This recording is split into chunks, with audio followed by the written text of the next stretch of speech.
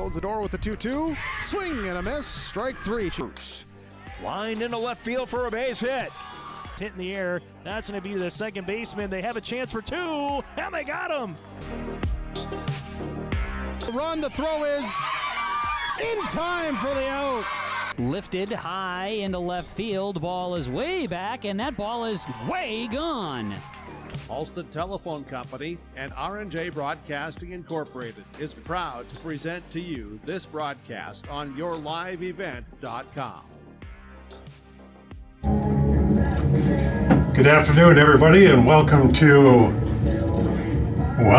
Hillsboro, North Dakota, in the Olson Softball Sports Complex for a Class B matchup between the Central Cass Squirrels, the visitors, and the homestanding Hillsboro-Central Valley Burros.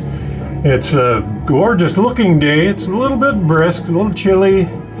Breeze out of the north, nothing like the gale force winds we had yesterday, but it is strong enough that it's going to affect balls in the outfield. It's going to carry very well out to right field and center field. Left field might get knocked down just a little bit, but we should have a beautiful afternoon. Looking around the skyline, there's not a cloud in sight except those that have gone by. So we should have a beautiful day for softball today. Once again, Central Cass versus Hillsboro-Central Valley. We'll be back in a little bit to talk more about the pregame on the Irie Insurance pregame show. Pumps and central air conditioners. You can also get a rebate for having your cooling system professionally tuned up. Call the City of Hillsboro to learn more about rebates or visit brightenergysolutions.com. This is Dustin Nagel with Dakota Heritage Bank. We're a family-owned community bank where decisions are made locally. At Dakota Heritage Bank, we can assist you with all of your banking needs, including checking and savings accounts, credit and debit cards, loans of all types, and more. We offer free mobile banking, online banking, and bill pay services. Just go to dhbanknd.com or download the mobile app for convenient on-the-go banking with Dakota Heritage Bank. Member FDIC, Equal Housing Lender.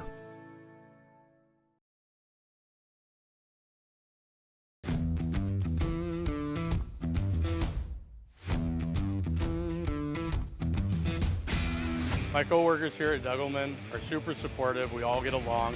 Makes for a really easy work day, easy work week. From day one, I felt like it's been a big family here at Degelman. Our culture at Degelman is really second to none. It's truly a family atmosphere. It feels really great to be a part of a team that is building some of the toughest equipment in the farm industry.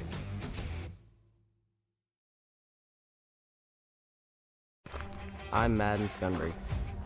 I'm confident on the field, and when it's time for college, I'm confident Bank of North Dakota will help me make good student loan decisions. Visit bnd.nd.gov/confident. I'm Tylee Johnson. I'm confident in the arena, and when it's time for college, I'm confident Bank of North Dakota will help me make good student loan decisions. Visit bnd.nd.gov/confident. Welcome back to the Olson Sport Softball Complex in Hillsboro, where the Central Cass Squirrels are going to take on the Hillsboro-Central Valley Burros. Both of them come in here with somewhat inexperienced squads. Not many seniors on the field in this game. You see lots of sophomores, freshmen, maybe even an 8th or 7th grader or two. Okay, I'll be back up in a little bit. We talked with both coaches before the game,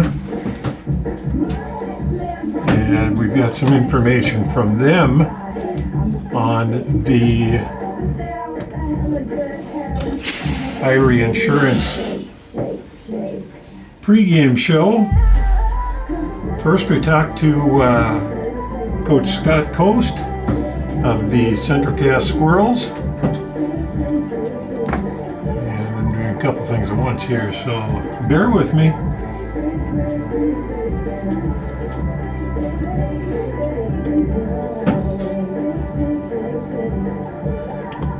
We talked with Coach Scott Coast. They come into the game with a record of 2-3.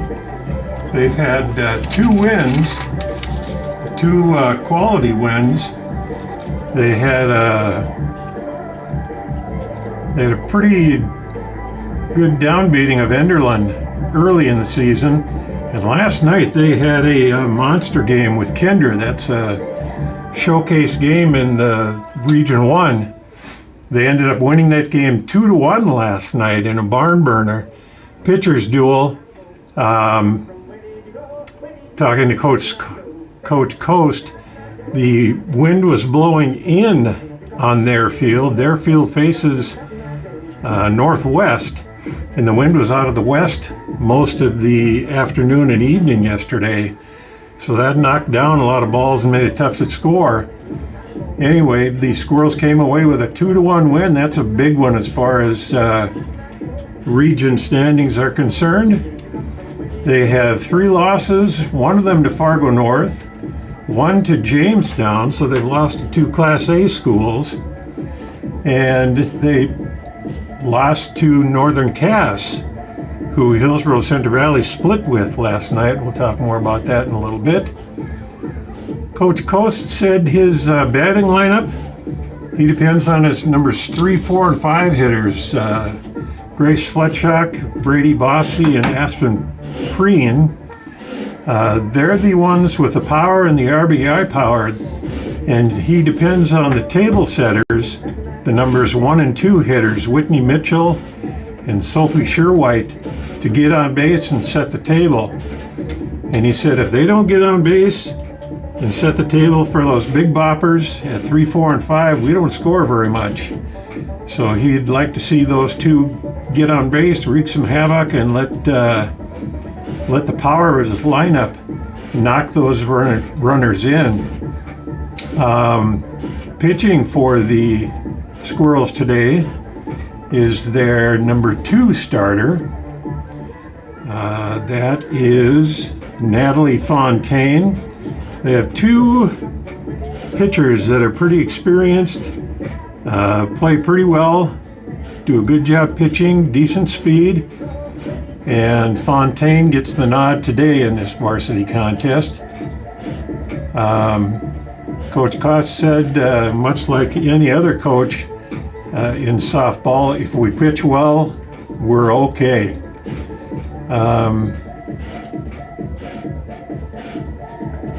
So that's a look at Central Cass. They want the power of the middle of the lineup. They depend on that to bring in runs, and they hope that Fontaine has a good start at pitching today. We'll return with a talk about the Hillsboro-Central Valley Burros and our chat with Coach Corey Erickson after this. At Enbridge, we believe sustainability is the foundation of our success. How well we perform as a steward of our environment, a safe operator of essential energy infrastructure, a good neighbor, and a diverse employer defines our success. Learn more about Enbridge's environmental, social, and governance commitments and our Indigenous Reconciliation Plan at enbridge.com.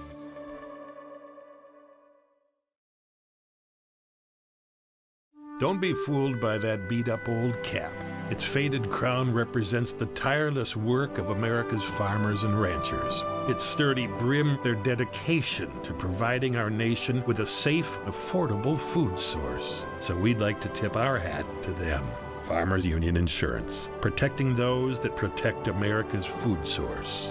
Contact Ryan Opdahl, your local Farmers Union insurance agent, at 701-436-5777 or use the QR code to connect with the agency. It's a spring sale with additional discounts on all trailers at Bloomfield Enterprises in Hillsboro.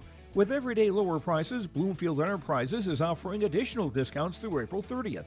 All trailers have spring sale discounts and price savings. Dumps, tilts, utility, equipment, and car trailers, plus goosenecks and flow aluminum trailers. Talk to Tim at 701-430-0877 or Larry at 218-368-7989. See Bloomfield Enterprises in Hillsboro for big spring sale discounts on trailers. Let the geeks at GK Technology help you with your agricultural data. Their agronomists know agriculture. When it comes to creating soils and zone maps to maximize yields in your fields, you can trust the people with decades of experience in site-specific agriculture. Everyone at GK Technology has a background in agriculture, so they know what makes a farm run, and they speak your language. The geeks at GK Technology have a map and an app for that. Okay, continuing our Iowa chapter 24 years.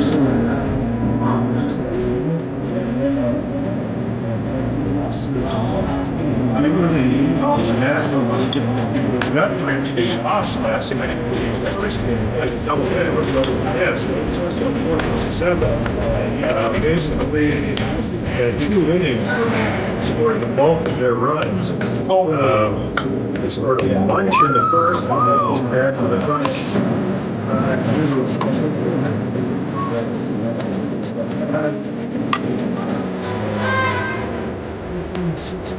Like more of one. They're comfortable. Going into the second inning. 9-4 lead. When the 7th inning yesterday. The bottom of the 7th. Got 2 outs. So Northern Test is down in the fast strike on 7 occasions. All of a sudden the basket went to right. And Northern Test won those 6 batters in a row. One hit made the thing 9. Great hit for Northern Test. I imagine the loss of the roads. So, Fortune's job today is to get his troops back in playing form, concentrating to battle this seventh test.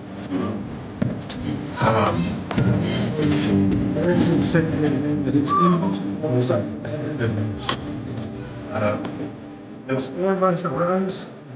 Score a bunch of runs at the inning. I didn't know a lot for 4 or 5 minutes, and then the score was right. And they'll come back with a bunch of more runs. Potential backs in the rounder.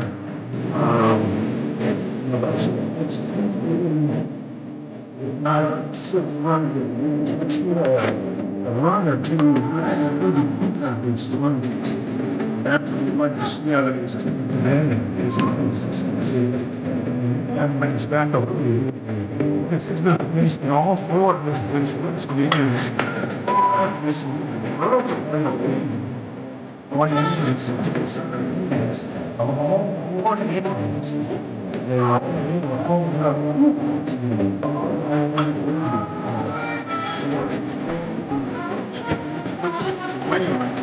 Oh, man.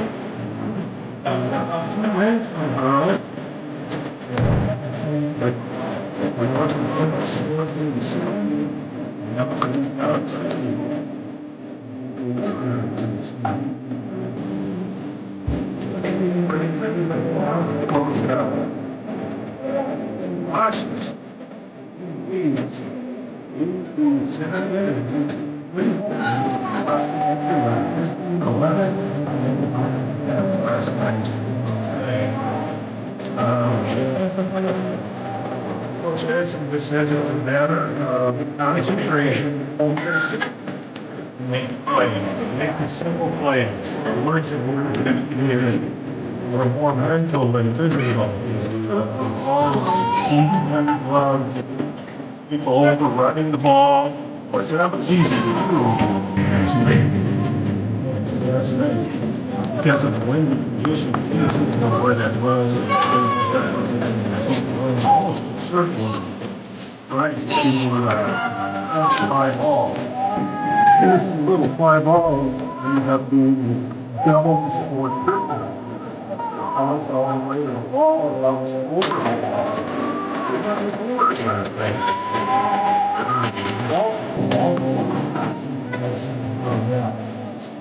Doubles.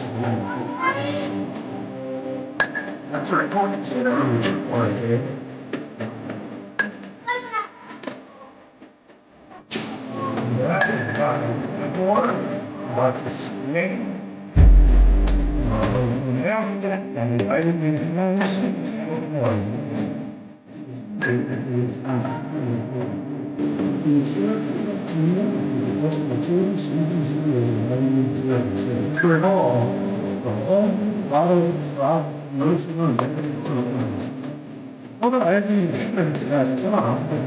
Quote. And we'll be back with more in just a minute.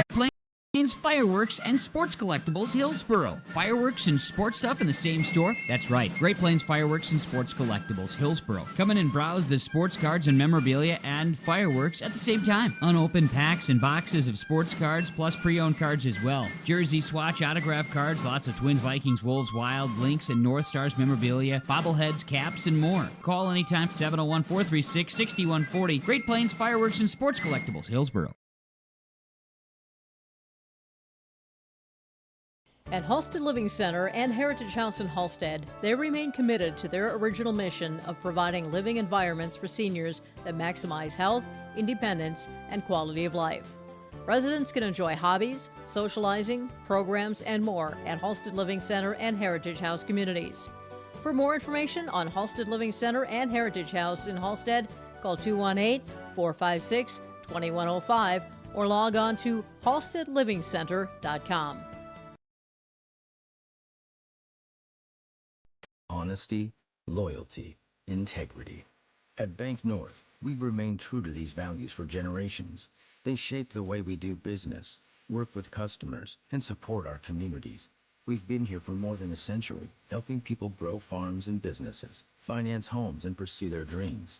It's values-based banking, and it's all about working together to strengthen the common threads that bind us together. Bank North, always true. Welcome back to the Olsen softball conference.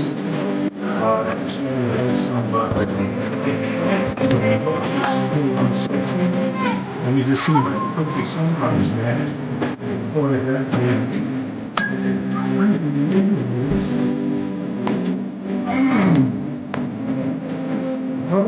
sharing our heritage, sharing our future.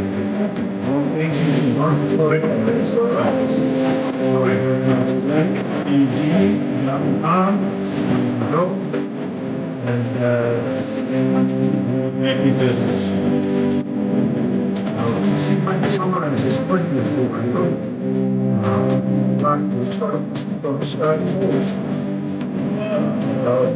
Someone's asking me. He comes in a little bit like that. Bring in runs for 3, 4, 5 units. That's what Scott Boston and putting in here. If the tail setters are first school, there's a quick momentum and something sure like are able to be on stage.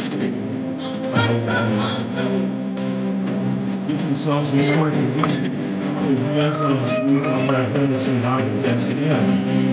Our coach said that if the table setters are having a good game and set the table, we can score. But if they don't, we don't score very much. Pitching, remain strong. That's going to be a strong point. Hitter and hitter out. I was going to be 4 chips on first and level 3 on G.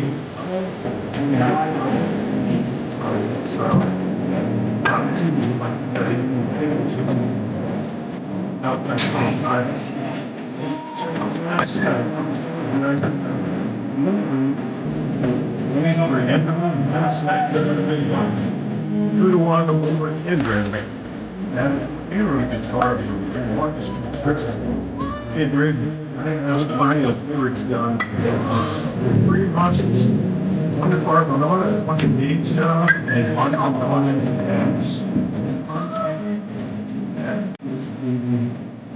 I'm getting on the second. Last night, and the gut. Acid is protein acid, 78. They have a 9-4 lead in the bottom of the 3rd. Protein acid is quick out. yesterday on those last night with several occasions. Then the bats came down and they scored 6 batters in a row. And then at the end to 9, they went for the bats up after. The honor Coach Erickson needs his defense to be more consistent.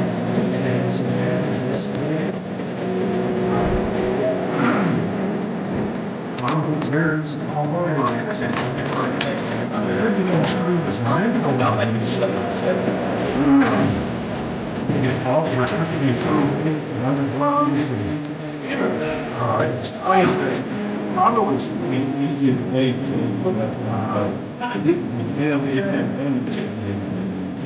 he wants us to focus on defense, and he also wants them to focus on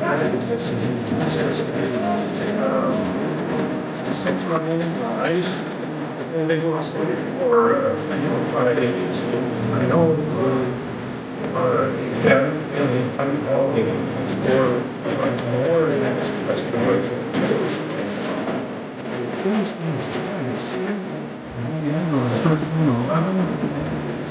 And Big Valley City, even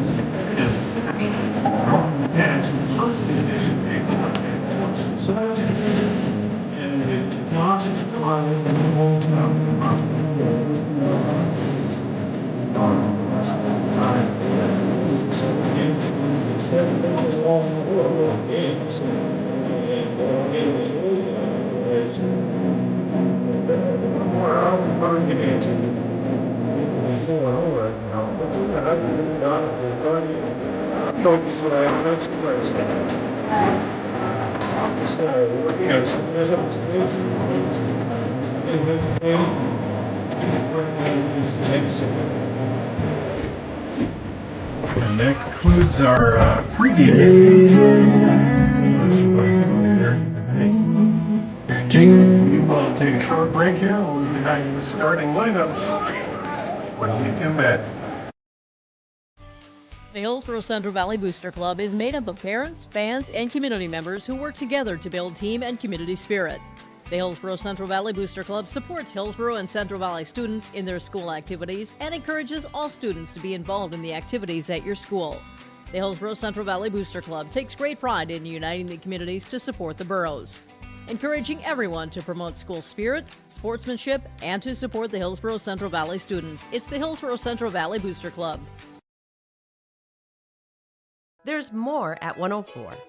Hillsboro, North Dakota has everything you want in a hometown. Business opportunities, great jobs, and a top-notch school. Shovel-ready lots for your next idea. Great jobs in manufacturing, healthcare, and agriculture. An excellent education for your kids with small class sizes and lots of school spirit. Plus easy access to I-29 and the conveniences of North Dakota's largest cities. Build your future in Hillsboro and see why there's more at 104. Squirrels. We are back at the Olson softball. And your Hillsboro-Central Valley Burros. Through the American Pistol starting. Just a couple of reminders, the varsity JV team travels to Enderlin on Thursday with a 4:30 start, and the junior high team travels to Mayville on Thursday with a 4 o'clock start. Second base is Whitney Mitchell. Remember, this game is being played according to the rules of the North Dakota High School Activities Association. Players are asked to be positive role models on the field, and spectators, you are asked to cheer for your team and treat all players, coaches, and umpires with respect. Now let's meet today's starting lineups. First for the Squirrels. Shortstop. Leading off, playing second base, number 14, Whitney Mitchell. Fourth hitter. Batting second, playing center field, number 1, Sophia Shearwhite. Batting third, playing shortstop, number 9, Grace Fletchock. Cleanup hitter, playing first base, number 24, Brady Bossy. Olivia Haugen. Batting fifth, playing catcher, number 19, Aspen Preen. Batting sixth, playing right field, number 2, Olivia Haugen. Batting seventh, playing left field, number 4, Paige Wixo. Starting lineups. Batting eighth and pitching, number 6, Natalie Fontaine. For the Squirrels. And batting ninth, playing third base, number 8, Madeline Stieg. Left field is Paige Witzel. Squirrels are coached by Scott Kost, assisted by Jenna Akers, Rich Amundsen, Megan Kremer, and Molly Turbine. And now let's meet your starting lineup for the Burros. Hitter or pitcher. Leading off, playing catcher, number 1, Peyton Quam. Madeline Stieg. Batting second, playing shortstop, number 3, Kaylee Kittleson. Batting third, playing third base, number 22, Carsey Heddlestead. Brian Haugen. Cleanup hitter, playing first base, number 14, Danielle DuBois. Batting fifth, playing center field, number 7, Santa Kritzberger. They're starting. Batting sixth, designated player, number 15, Evelyn Wilson. Leading off, Peyton Quam. She wears number 1. Batting seventh, playing second base, number 4, Megan Ensign. Kaylee Kittleson playing shortstop. She was. Batting eighth, playing right field, number 9, Kate Onus. Number 22, Carsey Haddlestead. She plays third base. Batting ninth, playing left field, number 13, Aaliyah Jumstead. She plays first base. Fifth hitter. And pitching, your flex player, number 10, Abigail Anderson. She plays. Girls are coached by Corey Erickson, assisted by Molly Knutsvig. Your umpire for today's game is Red Nordic. Now, please stand. Number 7. Remove all headgear. She wears number 4, and she is. Please place your hand over your heart as the national anthem is played.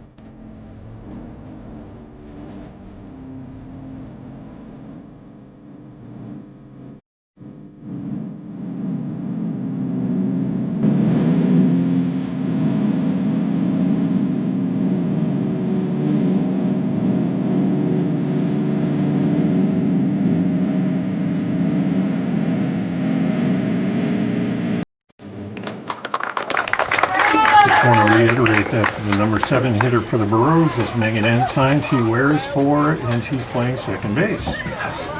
Batting 8th, Kate Owens. She gets a chance to hit today. She's playing right field, and she wears number 9. The number 9 hitter is Aaliyah Jumstead. She's playing left field, wears number 13, and the flex player wearing number 10 is Abigail Anderson, and she gets the starting nod in the circle today. So the Burro lineup goes like this: Quam, Kittleson, Haddlestead, DuBois, Kritzberger, Willison, Ensign, Onus, Jumstead. And we are just about ready to get going here. We have one umpire today. So he's going First pitch at 4 o'clock. All right, here we go, bud. Coach Coast down the third base box. Up to bat for the Squirrels, Whitney Mitchell. Whitney Mitchell is ready to lead off for the Squirrels. And it's time, almost, to play ball. Anderson has had a couple starts. She's had trouble finding the strike zone. She's hoping she can change that today. First pitch is high. Ball 1.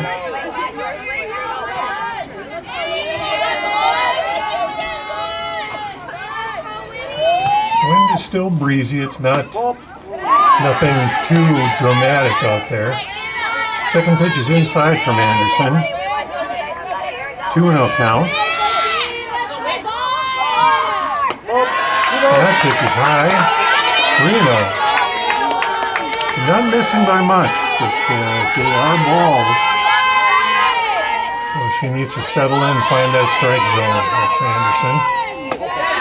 That pitch is up and away. Next up to bat, And Sophie we got a walk Shearwhite. for Mitchell. That'll put a runner at first, and up to the plate is Sophie Shearwhite, center fielder. First pitch is a strike. Anderson winged that one right down the inside corner. Mitchell faked a steal attempt on that pitch. Fake bunt. Shearwhite pulled it back. Pitch is high for a ball, so it's 1-1. Central Cass trying to get their running game on track. There's a bunt on third base line. Paddlestick grabs. And the throw got away from the first, from Ensign covering first. Trickled into right field. Next up to bat, Grace Fletchock. Mitchell was rounding third, and she scores the first run of the game.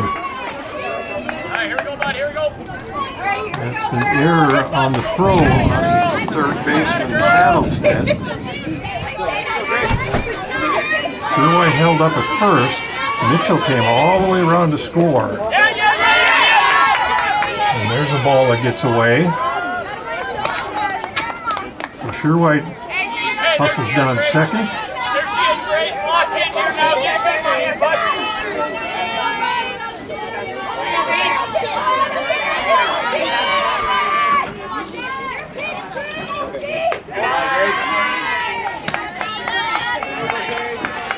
We've got a runner on second. Top of the first. No outs. That pitch is high, 3-0. Gotta be your pitch, so put your good swing on it.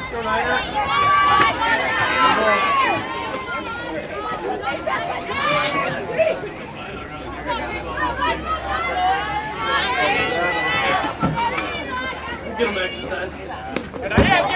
That pitch gets away. Next up to bat, Brady Bossy. Ready?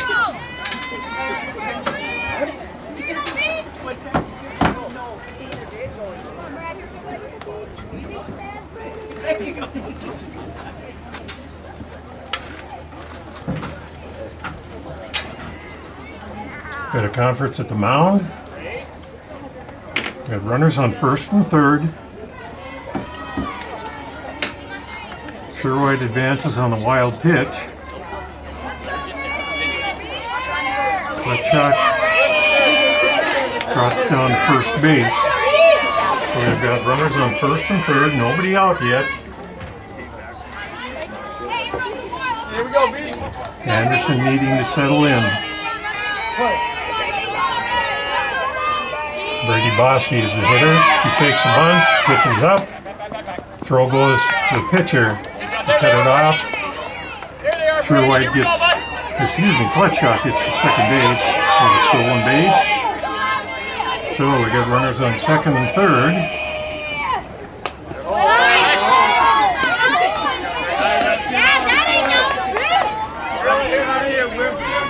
Second pitch is a ball. 2-0.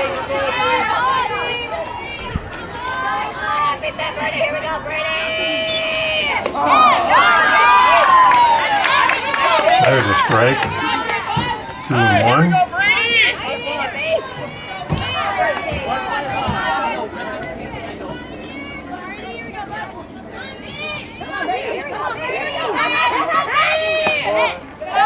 A pitch inside and low. 3-1 is the count. Having a little trouble getting my score up on the scoreboard.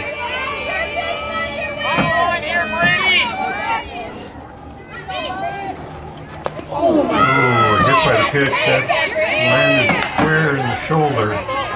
shoulder blade here. Yeah, Next up to bat, Aspen Crean.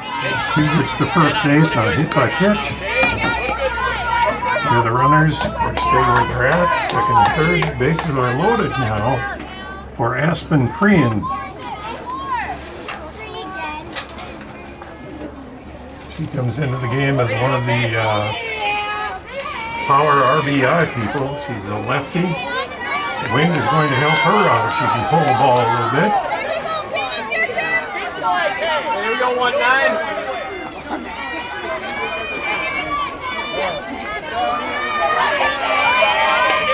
Get a good swing out of here, Aspen. Get the win. That pitch a strike. Here we go, get it. 1-1 is the count.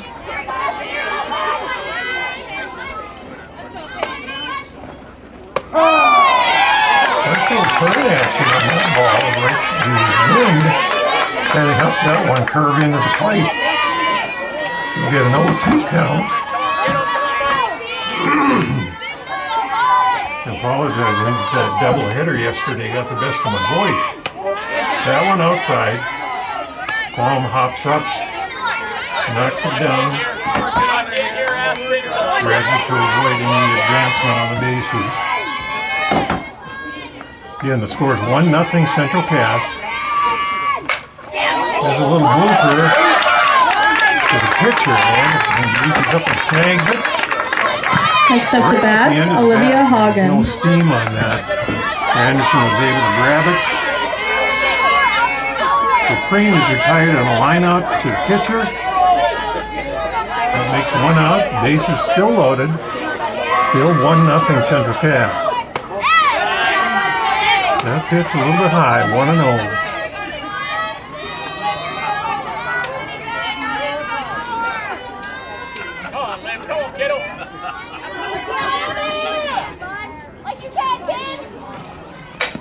Ground ball to second. Ensign comes home with it. The runner beats the throw. Ensign was playing in, trying to cut the run. Just didn't get the ball Next there up to bat, Paige Wixo. So that's going to be an infield hit for Olivia Haugen.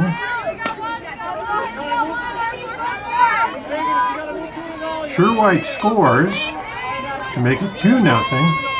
Fletchak moves to third, and Bossy goes down to second. That brings Paige Wixo to the plate.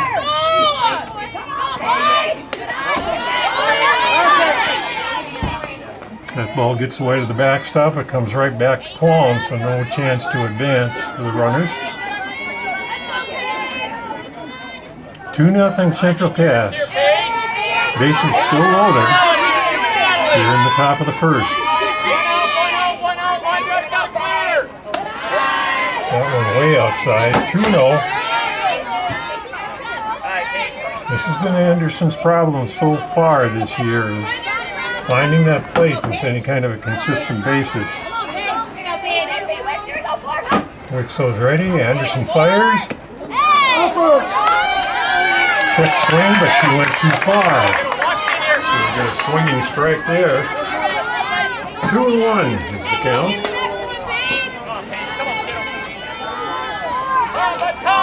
Get on it here. Here we go.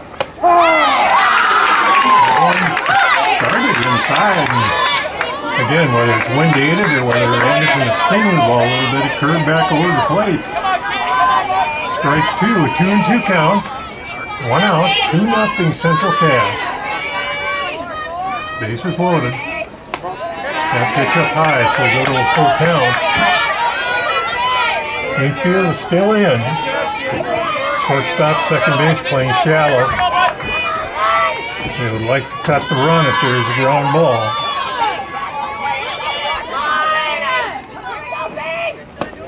Swing and a miss. Strike three. Big out. Next up to bat, Natalie Fontaine. That makes 2 out.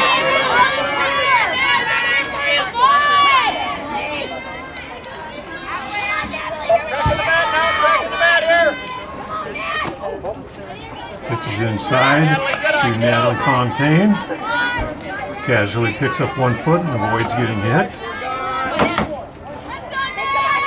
Fontaine, the pitcher for the Squirrels today. Anderson fires. Ground ball is short. Middleton can't quite get there. She made a nice dive for it. Couldn't get it. Relay from the outfield. Not in time.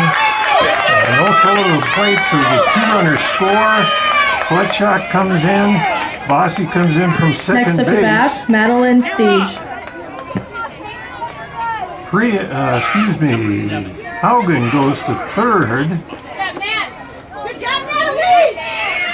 And Natalie Fontaine gets to first on a base hit. 2 RBIs on that. That makes our score 4-0. Again, I apologize. I'm having trouble getting numbers up on the scoreboard for you for the runs. First and third, 2 out.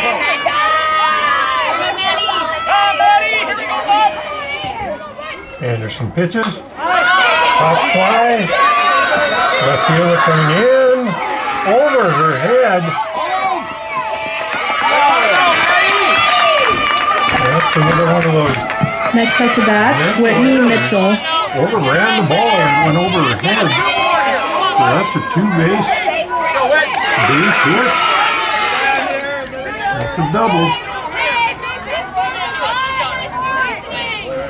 Fontaine hustles over to third. And Haugen scores. First pitch is a ball outside. That makes it 5-0. Central Chaos.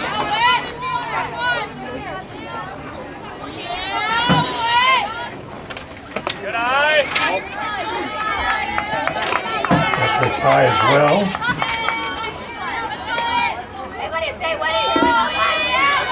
Anderson pitching better than her first 2 outings. That went straight to the backstop. Comes back to Qualm. That one was so high it didn't even hit the backstop. It hit the netting behind home plate. Again, it came back to Qualm. So no one dancing by the base runners. The runners on second and third. There's a strike. 3-1. 2 outs. 5-0 CC.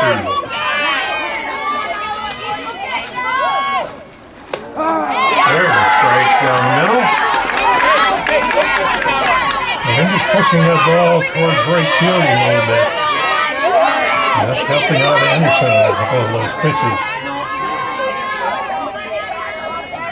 Full count. Here's the payoff pitch.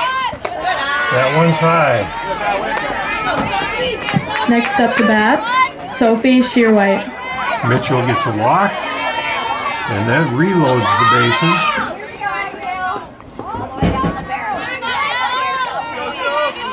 Bringing up Sophie Shearwhite. First pitch. Gets Shearwhite in the ankle. Yeah, she got hit by that pitch. So everybody's going to move up 1 base.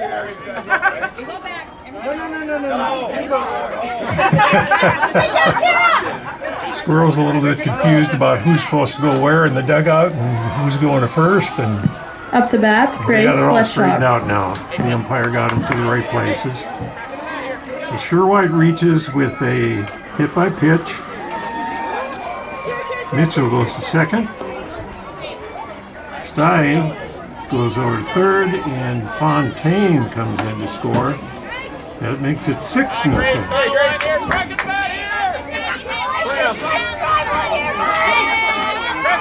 start for the Squirrels. For the Burros, not so good. Pitch is high. Again, bases loaded, 2 out.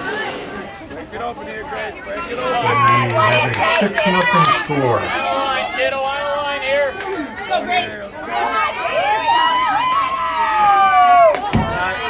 Pitch is high again, 2-0. Anderson would love to get a ball in play and get it out and get out of this inning. Pop fly, so it's coming back out of play. Right over the Burrow dugout. 2-1.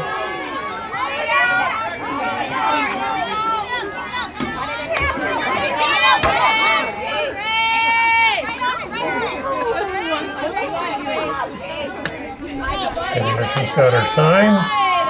Gets into the pitch. That one squirrels behind Fletchcock. Hit the dirt and rolled back to the backstop. Ball may be able to pick it up quickly. But that one either slipped or bad release. It just wasn't even close. 3-1 is the count. That one's inside. Fletchcock gets a walk, and that's going to score a run. Steig comes in from third to score. That makes it 7-0. And we've got a pitching change coming.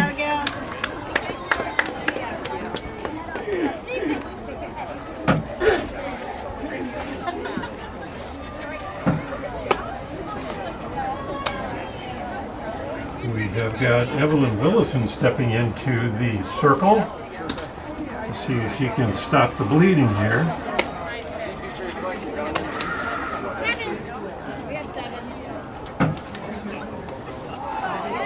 So Willison goes to pitcher. Anderson, I'm assuming, will assume the role of We'll get there, don't worry. the designated player and will bat sixth. Up to bat, Brady Bossy.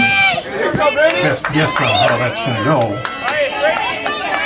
So we've still got bases loaded, 2 outs. And Bossy back at the plate.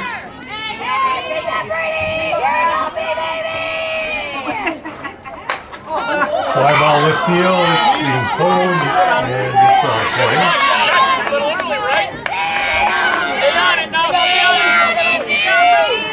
Yeah. Good middle on that swing.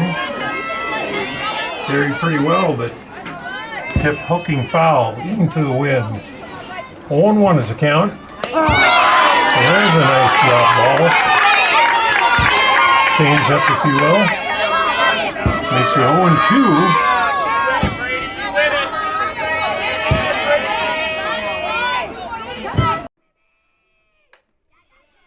Ground ball to third. Hattlestead grabs it. Over to first. And that ends the inning. 5-3 put out.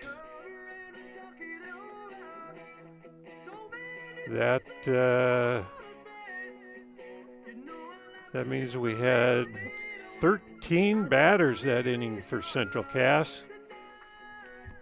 We'll come back for the bottom of the first, and our score is 7-0 Central Cass.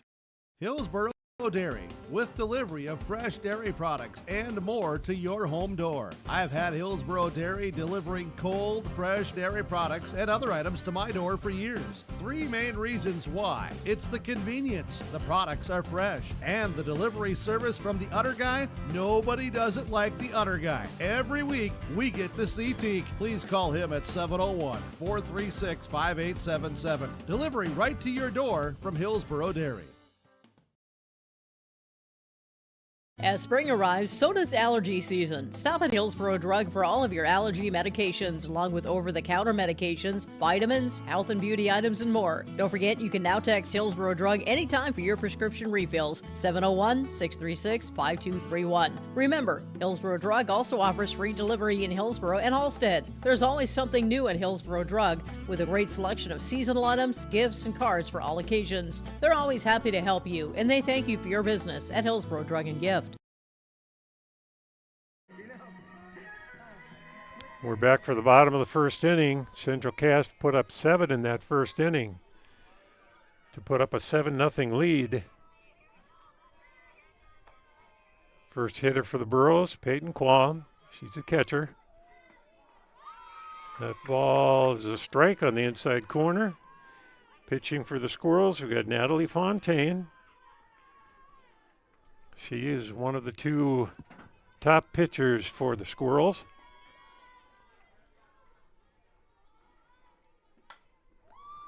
Fly ball left field, right field. Right fielder takes a few steps in, grabs it for out number 1. Up to bat, Kaylee Kittleson. Quam didn't quite get all of that one.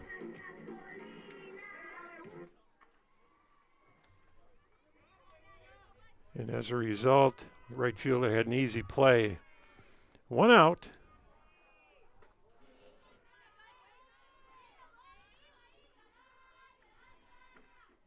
We're still working to get that scoreboard situation figured out where we can put the score up.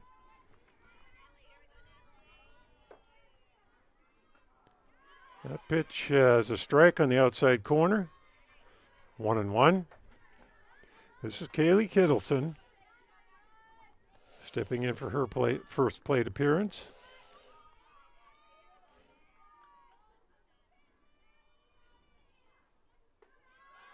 That pitch is high. 2-1.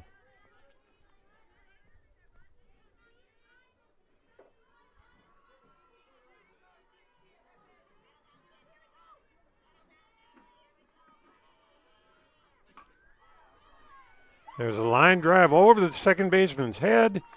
Kittleson gets herself on base with a line drive single. Next up to bat. Just a nice, easy line drive over the second baseman's head. Right fielder picks it up, throws it back in. But the Burros have their first base runner. Kittleson at first base. That brings up Carsey Hattlestead, number 22. Fontaine rocks, fires. Ground ball to short. Throw to second, they get out there. And no relay to first. Kittleson is out on a 6-4 putout. For 2 outs.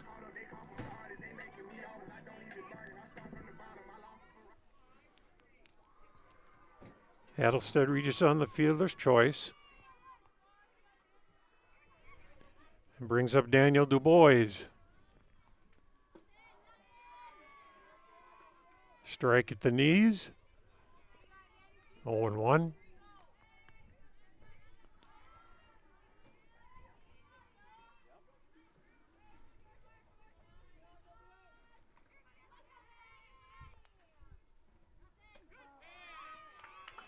There's another strike right on the outside corner. 0-2 is our count.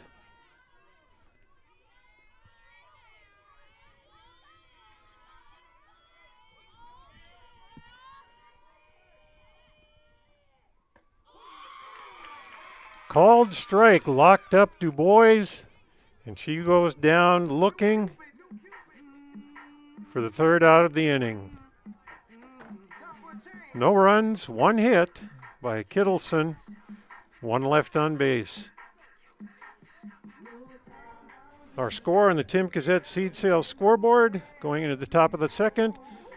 Castleton Central Cass 7, Hillsboro-Central Valley nothing.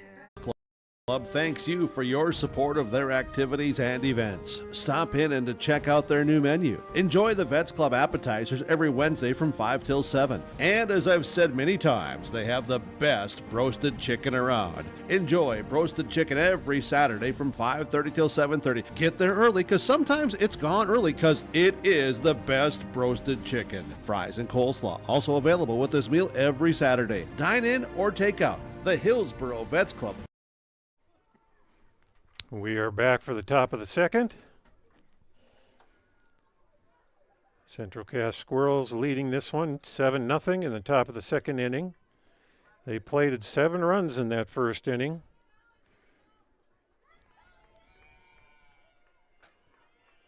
Several walks involved, base hits sprinkle in between there.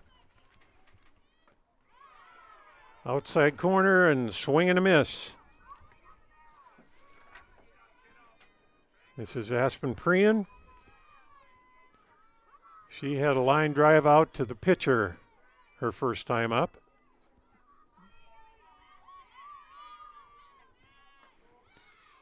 That pitch a little bit outside. 1-1.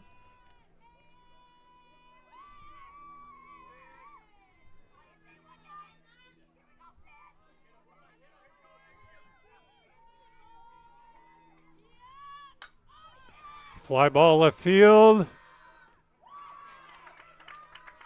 Jelmstead grabs it. Had to come in about 5-6 steps. Had the shades on. Grabbed it for out number 1. Evelyn Willison doing a pretty good job so far in her short stint. She relieved Anderson in the first inning.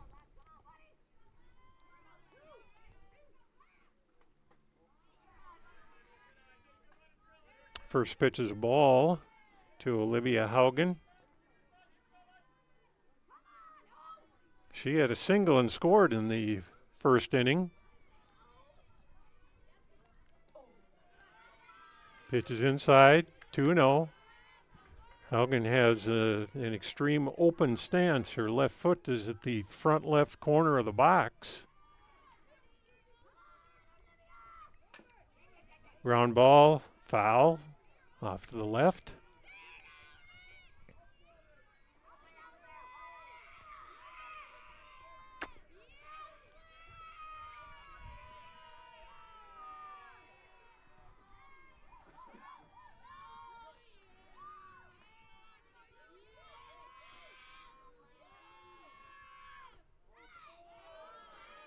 That pitch just a little bit high. 3-1.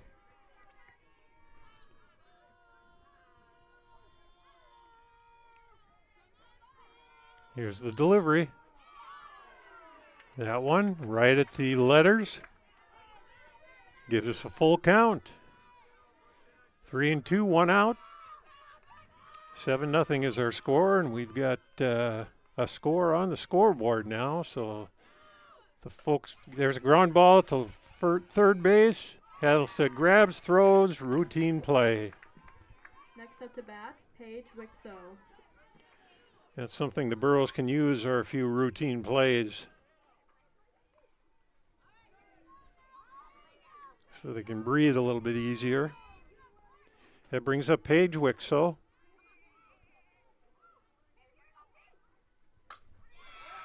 Solid line drive single up the middle. Center fielder grabs it. Kritzberger tosses it in to Kittleson. Natalie Fontaine. And Wixo has herself a single and a base hit.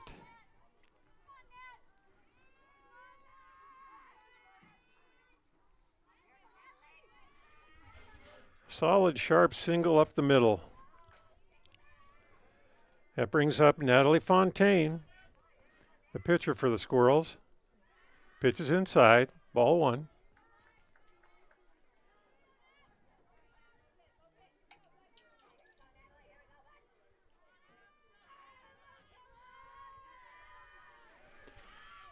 Willison's got her sign. Here's the pitch. Change up, outside corner. 1-1.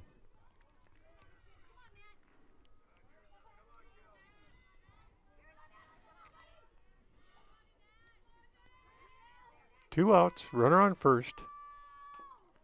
Foul ball at the plate.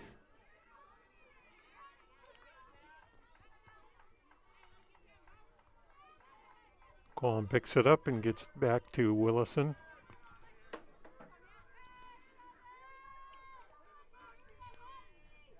That pitch is outside. 2-2.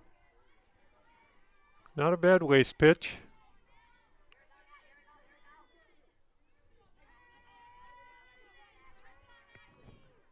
Wixo's at first with her single up the middle.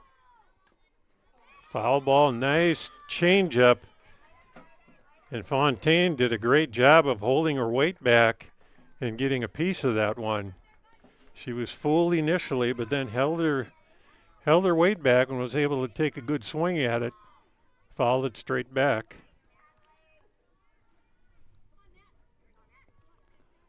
Here's the pitch. Ooh, tough hop. Goes by Kittleson. So Wixo advances to second. Madeline Steig. I think I'm going to give a single on that one because that was a tough hop. It was a hard hit ball. Landed about 4 feet in front of Kittleson and then hopped to her right. That made it tough to field that thing. Could have been easily shot to the mask.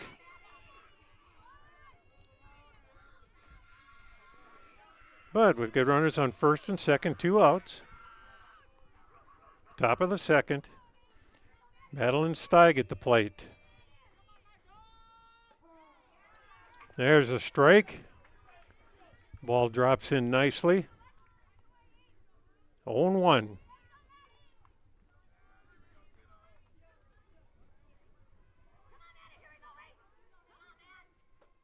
Swing and a miss way out in front of that one.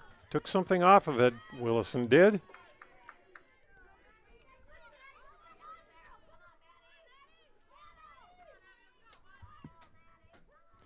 Oh, 2 pitch. Swing and it was missed. Quam hustles back, grabs it, throws the ball to first to get Steig on the putout. So we've got a strikeout. And then a 2-4. I think that was Ensign covering the bag. A 2-4 putout on that one. No runs on 2 hits. 2 people left on base. Going into the bottom of the second, Central Cass leads 7-0. Not everyone can get Secret Service level protection, but with Irie Insurance you can. You see, we've got your back, protecting homes, vehicles, businesses, crops, and so much more. Ensuring you've got the protection you need and all your questions answered faster than you can say classified information. Get protected. Get Irie Insurance. Go to IrieInsurance.com for a free quote and consultation. Back here at the Olson Softball Complex, Central Cass came to play. They started early and kept on going in that first inning. Played at 7 runs, and that's where we stand, 7-0 going into the bottom of the second. For the Burros, Santa Kritzberger steps into the plate. She had a good day yesterday. She had 2 doubles and a couple singles. See if she can continue that today. Foul, straight back.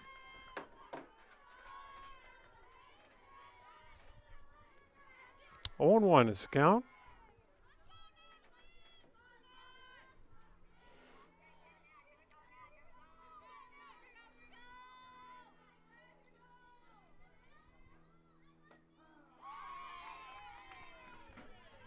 Second pitch is a strike. 0-2.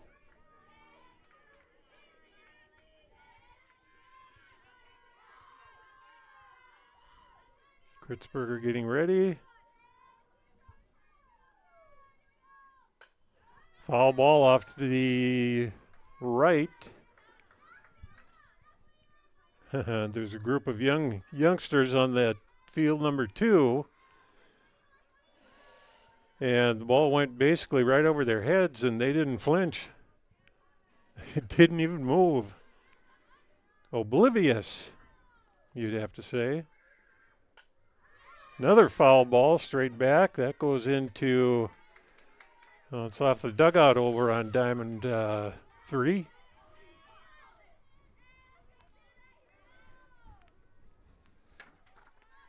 Fontaine pitching well so far.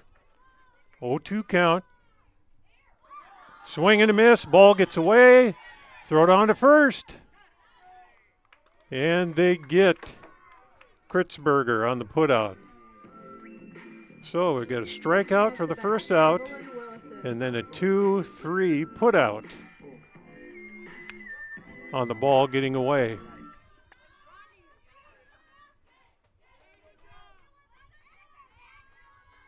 Gives us one out in the inning. That brings Evelyn Willison to the plate.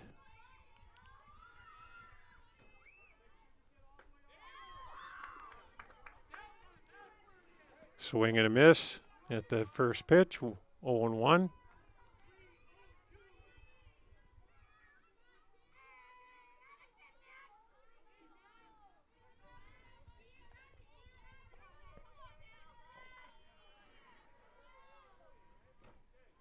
That pitch is outside. 1-1.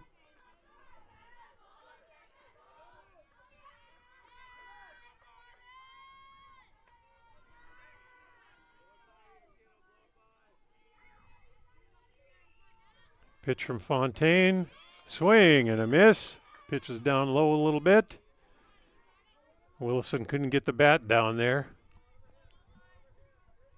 1-2 is the count. One out.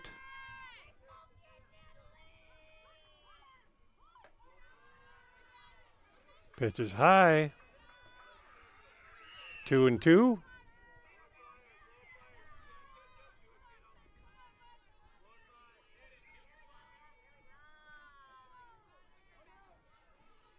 Fontaine fires, swing and a miss, strike 3.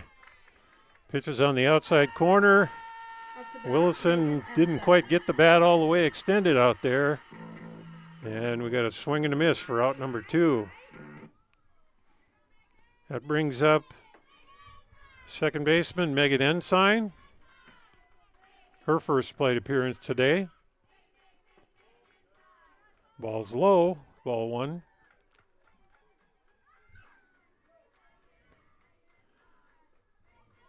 Fontaine doing a very good job keeping the ball in the strike zone, making the Borough batters swing the bat.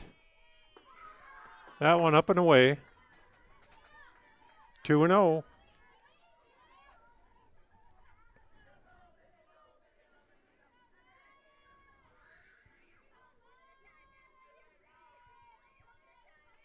Fontaine, get yourself ready. Here's the pitch. That one outside corner. 2-1 is the count.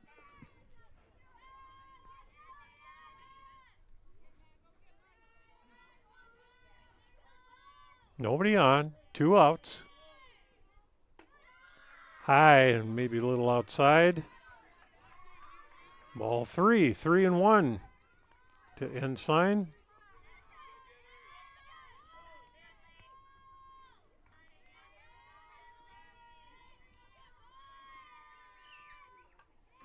Swing and a miss, or excuse me, swing and a fall back. Pardon me. Ensign kind of stepped in the bucket on that one, lucky to get the bat on the ball.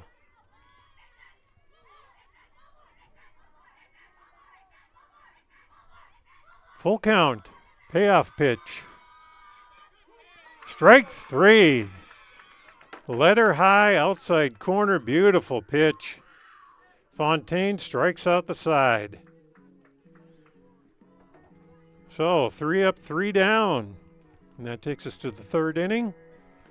On our Tim Cassette seed sale scoreboard, Central Cass leads 7-0 over Hillsboro-Central Valley.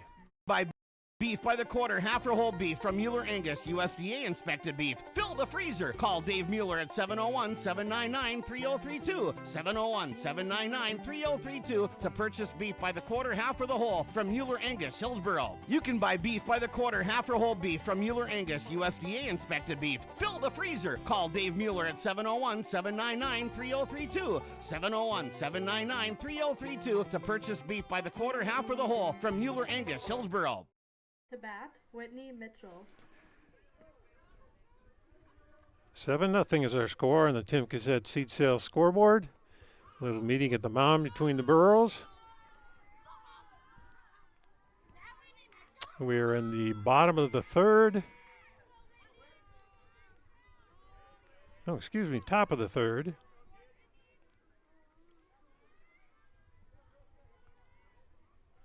Evelyn Willison in the circle. First pitch, call the strike. Kind of a delayed call there, but it was right at the letters.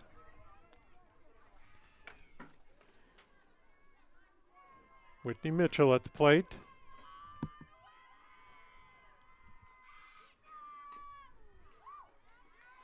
Foul ball off to the left towards the Burrow dugout.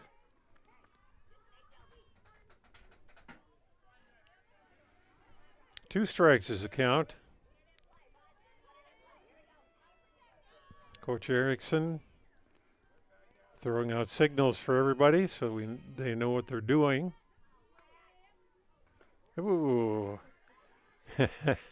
Wilson threw that pitch and kind of got stuck in her hand, and she looks down at her fingers after she released that. Pitch was high and outside. 1-2. Foul ball. That pitch down and inside. Mitchell able to get a piece of it.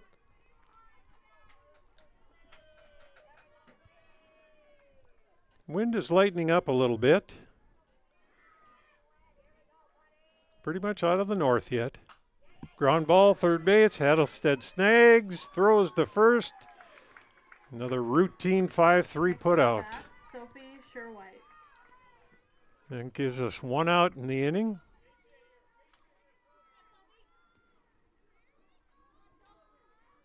Brings up Sophie Sure-White.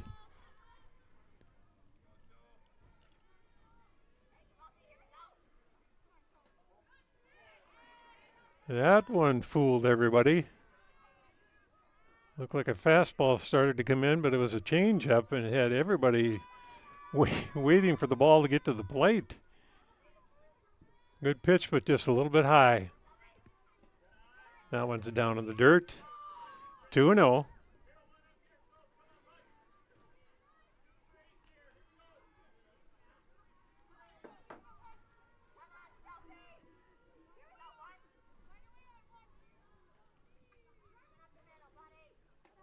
That pitch high.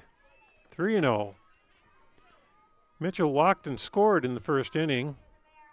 She got the ball rolling for the Squirrels in that 7-run inning. The 3-0 pitch from Willison.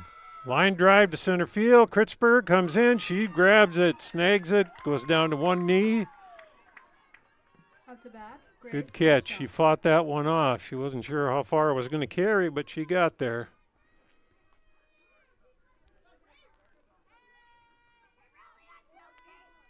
Sure-White goes out on a fly ball to the center fielder for 2 outs. Willison's first pitch to Grace Fletchock is high, 1-0.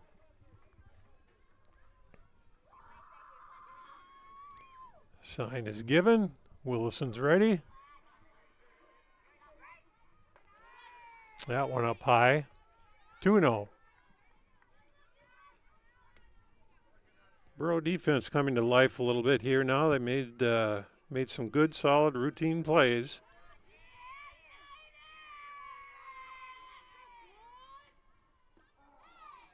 That one is a strike at the knees. I have to hesitate just a bit before I call the pitch because the umpire has a little bit of a delay before he gives his signal.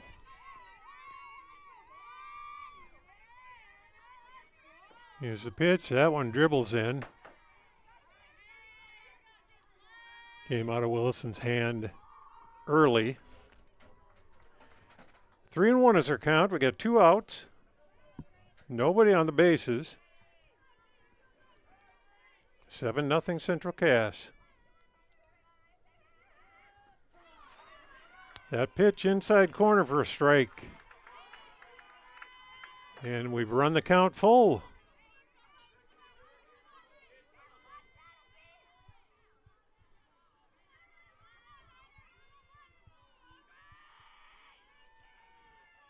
Payoff pitch coming. That one outside. Fletchock gets a walk. Up to bat, Brady Bossy.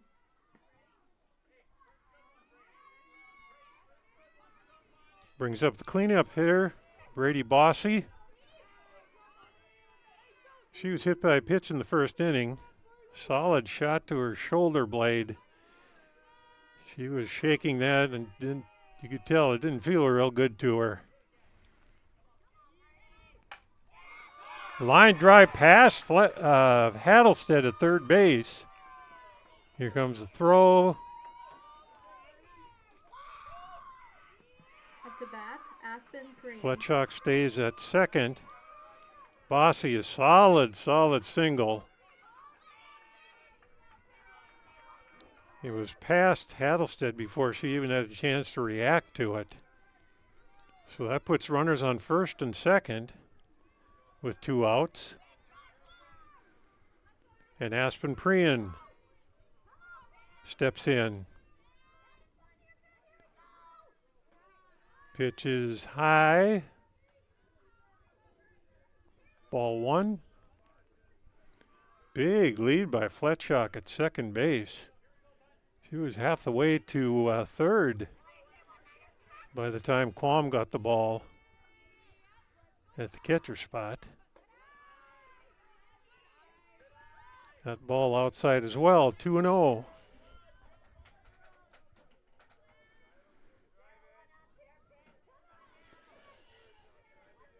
You know, they were almost ignoring Fletchock at second base. Ensign is playing well towards first. Kittleson is playing in the hole at short. Third pitch is a ball. That makes it 3-0. 2 outs. Runners on first and second. Central Cass looking to add to their lead.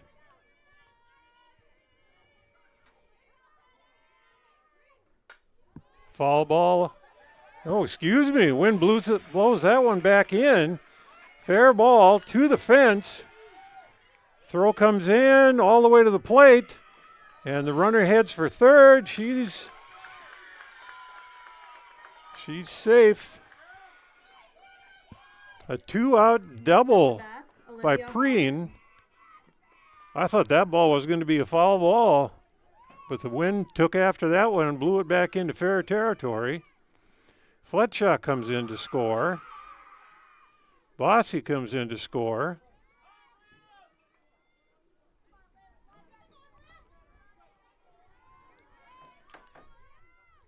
And Preen has herself a 2-run double.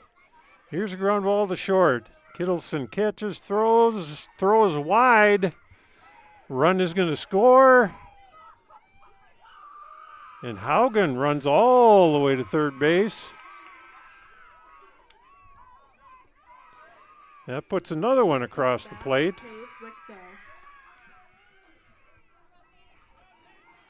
That's going to be an E6.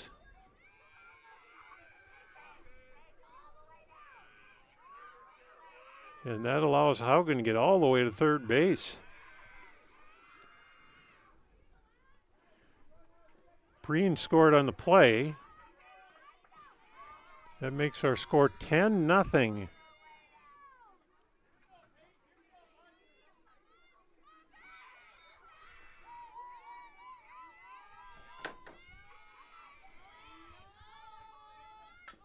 Ground ball to third.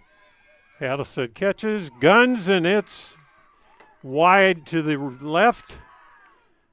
Throw to second to no one. Left fielder's there backing up the play. She grabs the ball. Up to bat, Natalie Fontaine. So we've got an E5.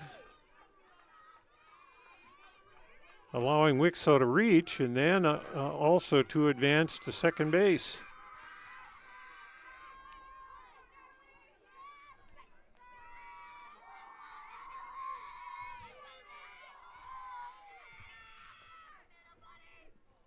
All this is happening with 2 outs. Burrow's got the first 2 outs in quick order. And then the floodgates reopened. First pitch to Fontaine was a ball. 1-0.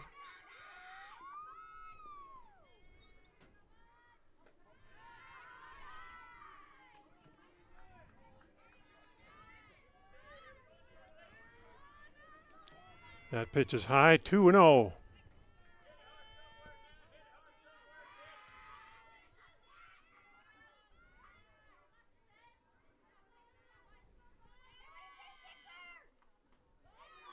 Swing and a miss for a strike. 2-1 is the count.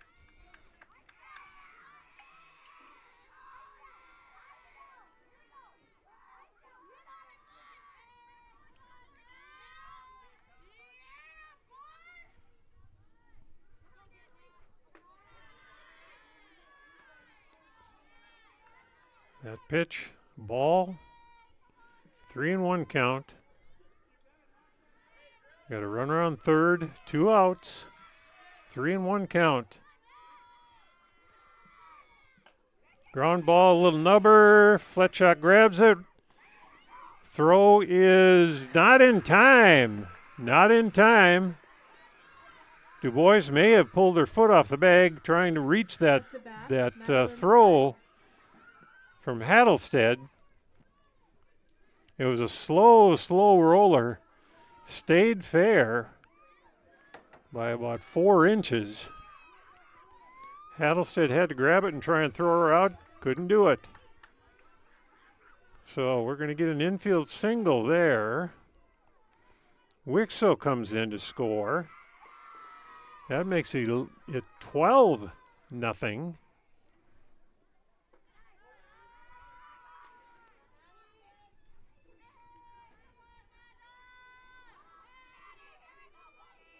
Fontaine reached first on that infield single.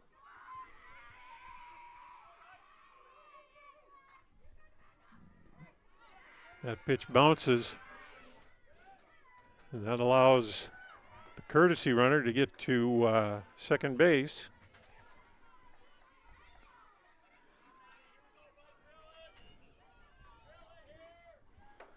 Can't quite get the number on that courtesy runner, but there is somebody running for Fontaine.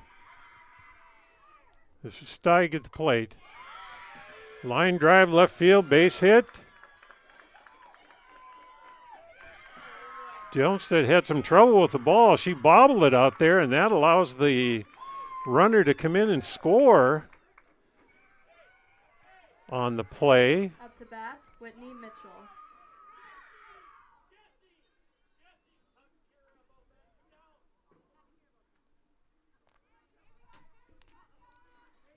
There was an error on that bobble out there.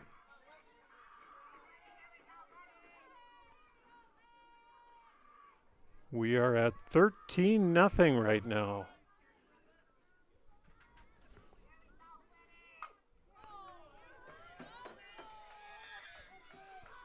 Foul ball off to the left.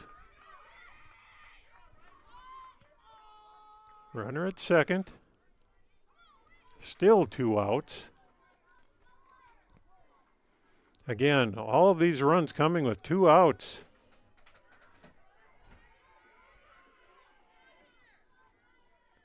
What Coach Erickson talked about before the game is coming true. Is Burroughs closing out innings, closing out games. Got the 2 quick outs and have not been able to find the 3rd out.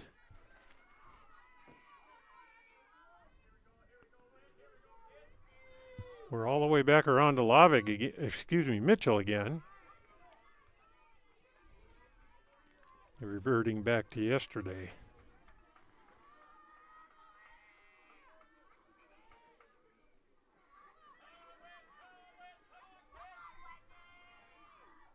Two and 1 is the count. That pitch inside. Ball gets away from Quam, kind of trickled up her body and then went and hid where Quam couldn't see it. And that allows Steig to advance to third base.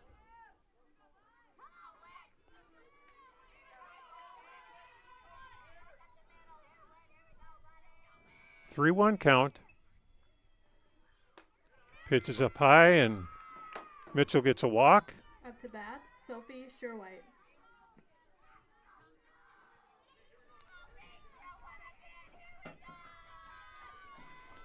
Quam giving some signals where the ball's going to go in this 1st and 3rd situation.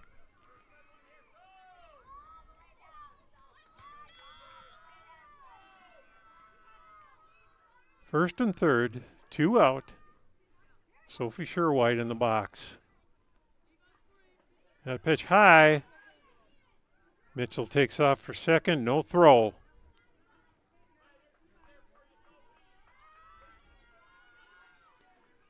Stolen base for Mitchell. Now we get runners on second and third.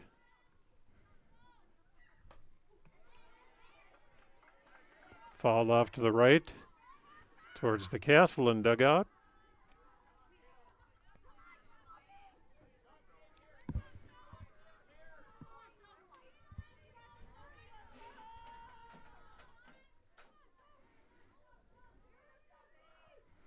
That pitch is low to the backstop. Runner did not try to advance.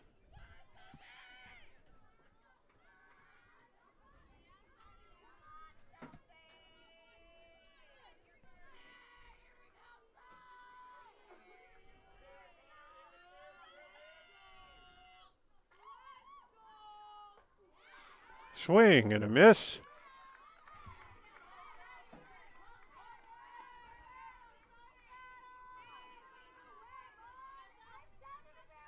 Two count.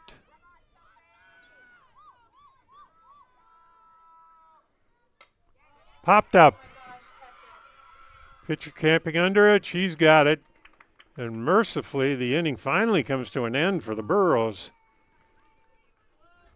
There's a fly ball to the pitcher for the third out.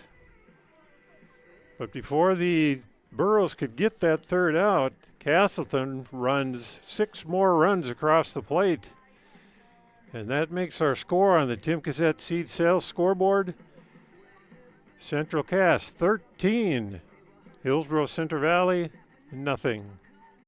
Insurance answers should come easily from local agents you know and trust. Someone down the road, not across the country.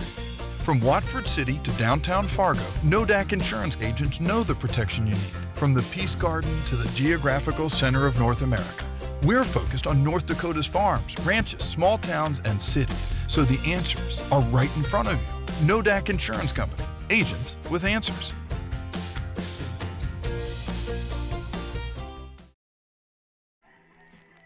Back for the bottom of the third. Burrows will send Onus, Jelmstead, and Quam to the plate.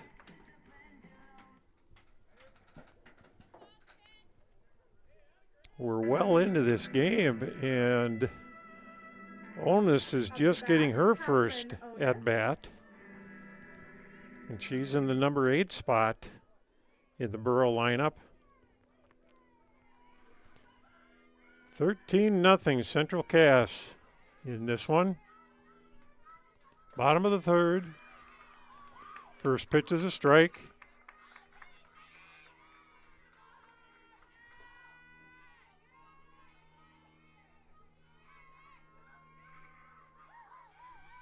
Doing a little housekeeping there. Fouled straight back. 2 strikes to Onus.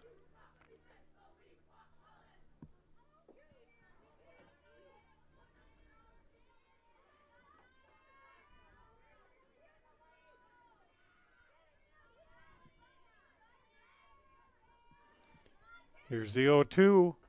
That one's up high, 1-2. Fontaine doing a wonderful job on the mound. She's had plenty of time to rest in between mound appearances.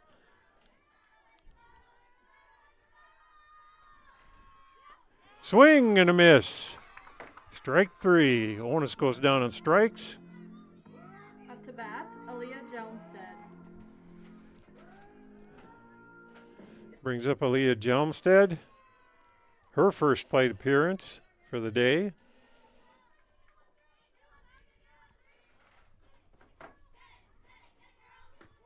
That pitch inside for a ball, maybe a little bit low as well.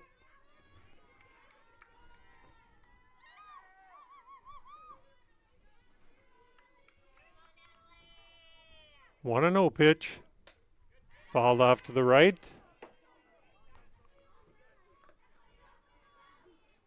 Makes her count 1-1.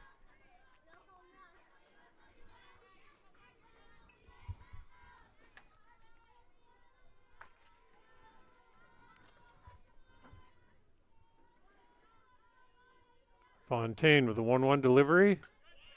Another foul back. Kind of in the same neighborhood.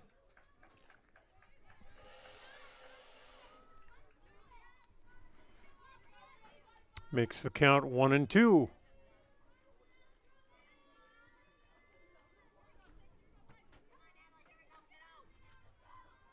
Fontaine rocks and delivers.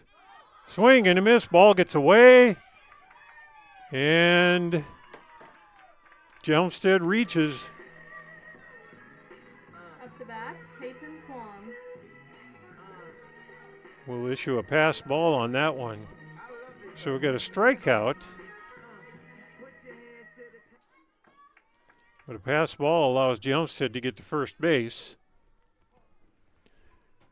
That rolls the order over for the first time for the Burros. Peyton Qualm at the plate. She had a fly ball to right first time up. A little bit of a half swing turned into a bunt almost. Foul ball to the left.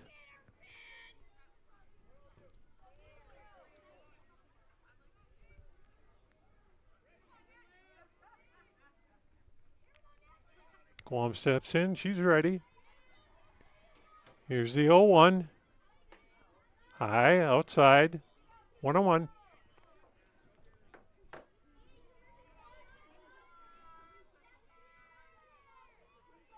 Turned into a pretty darn nice afternoon. The umpire shed his jacket. He's in his polo shirt now. Ball gets away from the catcher. Jelmstead advances to second.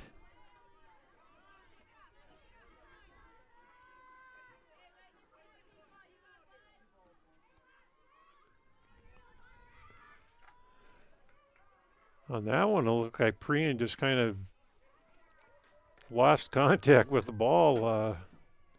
Didn't pay attention to it and it got away from her. There was a good pitch, but just a hair inside. Makes the count 3-1. Qualm has a runner in scoring position.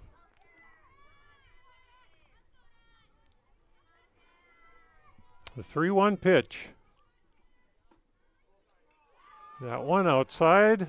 Qualm gets to first with a walk. Up to bat, Kaylee Kittleson. Jelmstead stays at second. Runners on first and second now. Still one out. Brings up Kaylee Kittleson. She shows bunt. Runner goes and got in safely. Jelmstead made a nice dive, a dive slide, throws a little high, and by the time the tag got down, Jelmstead had grabbed the bag. So a good running, diving play by Jelmstead. Puts runners on second and third.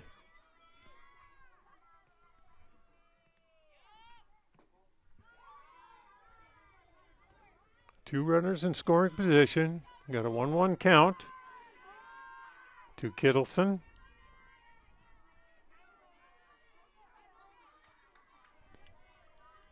That was just a gorgeous slide by Jelmstead. There's a ground ball in the hole. Shortstop catches it. Doing the splits there. She caught that ball, but had no... She couldn't get herself up because she was in a dead straightaway split there. Pays to be flexible. Coach Coast makes a trip out to the mound to talk to his players a little bit, settle them down. Giving some instructions out there on how to play this.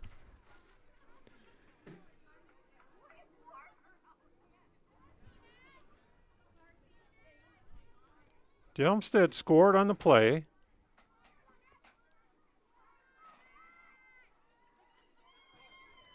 Kittleson gets an infield hit. So the Burros have runners on first and second.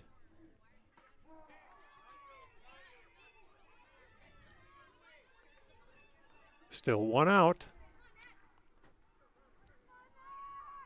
Burros get off the schneid. They get a run on the board. Hattlestead pops it up, back out of play. Hattlestead was on a fielder's choice in the first inning.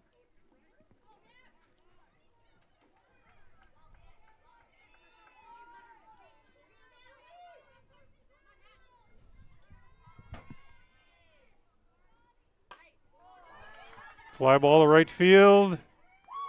Right fielder makes a basket catch. Willie Mays would be proud.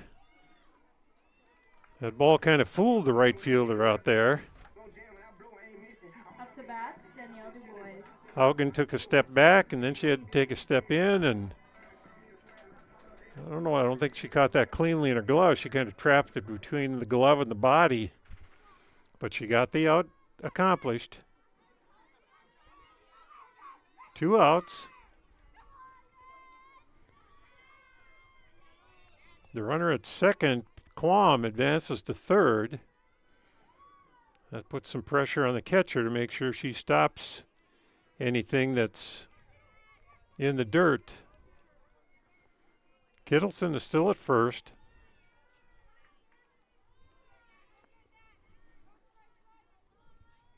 Two outs in the inning.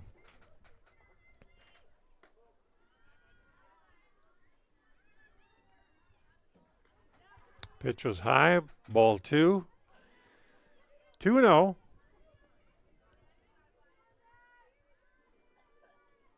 Burros would dearly love to get another run here. Just for a little bit of self-confidence.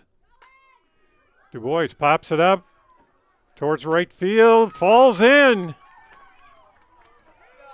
DuBois trots into second, runner comes home.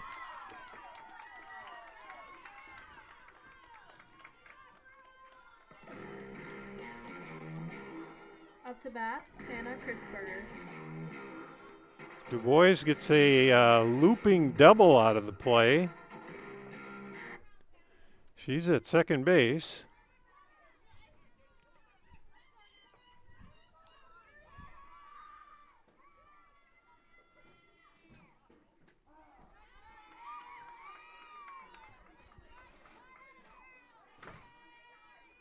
First pitch is a strike to Santa Kritzberger.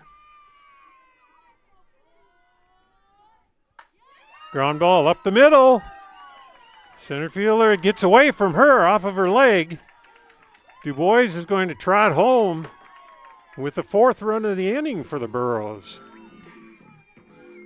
So the Burros putting together a rally of their own. That's got to make them feel a little bit better about themselves.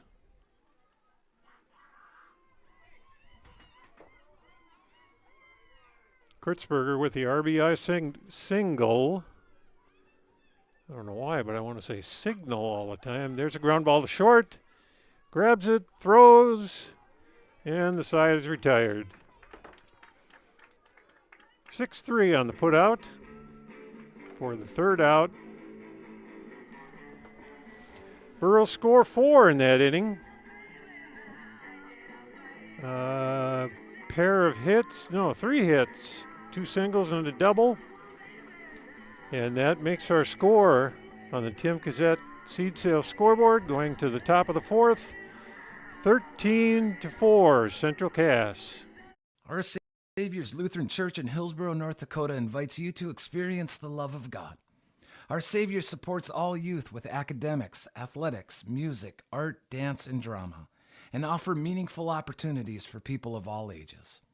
Join us for worship at 8:30 or 10:30 each Sunday morning, in person or watch on television, HTC Channel 34, or online, Facebook, Twitter, YouTube, or at oslchillsboro.com.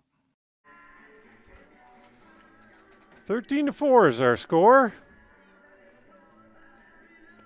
Burrows showing some life in the bottom of the third. Pushed 4 runs across. Up to bat, Grace Fletchock. Got themselves a little bit of momentum going. Maybe they can carry that forward and tighten up this game a little bit. Tough to do against Central Cass. Squirrels are pretty consistent.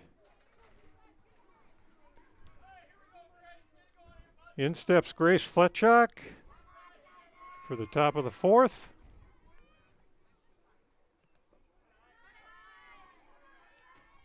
First pitch is a ball.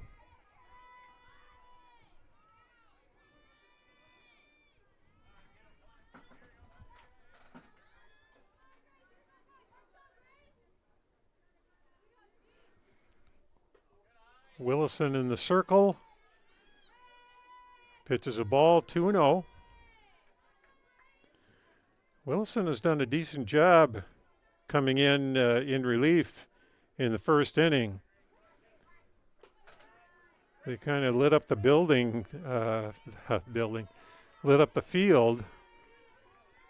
Central Cass scoring 6 in the top of the third, but a lot of those runs weren't attributable to anything that Evelyn Willison did.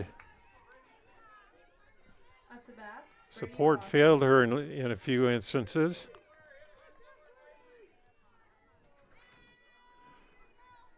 Bossy takes a walk, or excuse me, Fletchock takes a walk. That brings up Brady Bossy. Foul ball off to the left. Hits the Burrows dugout.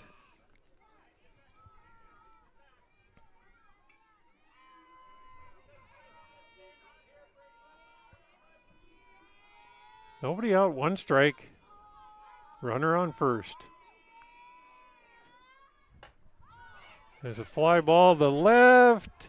Jump stick coming in. She's got it. She had to fight the sun on that one. Next up to bat, Aspen Green. But she ran it down. Had to come in quite a ways. Made the play. That's out number 1 in the inning.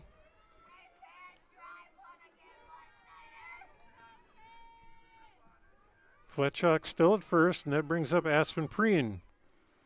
She doubled in that third inning, scored a couple runs. She went the other way for her double. That was a ball that looked like it was going to go foul, and it landed about 4 feet fair along the left field foul line.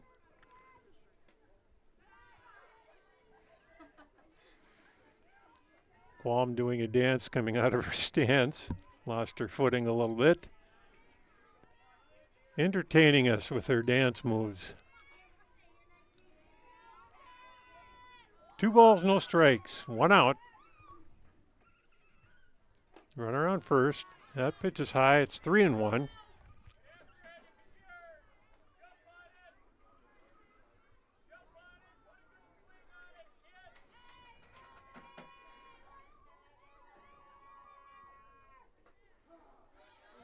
Pitch on the outside corner. Called a strike.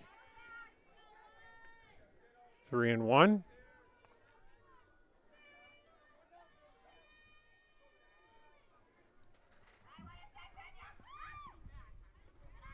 That one well outside.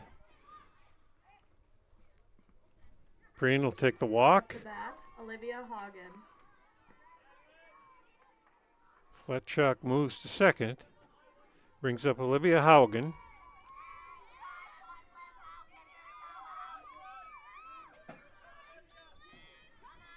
(13-4) is our score. 1 out in the top of the fourth. Pitch is high. Ball 1.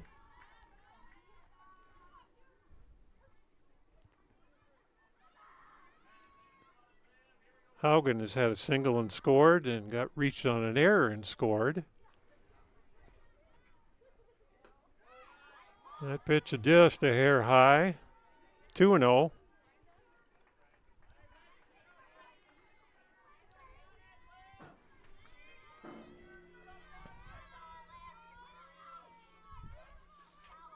Wilson with the delivery. That one goes behind the batter.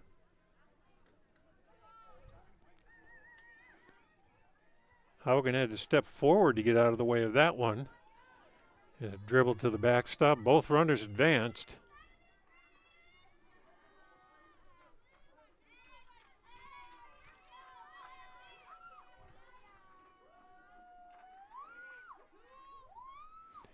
Got a 3-0 count.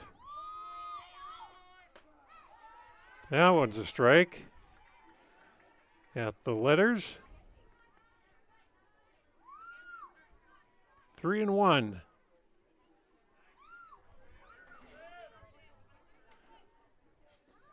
Swing and a miss. Ball down on the dirt. Full count.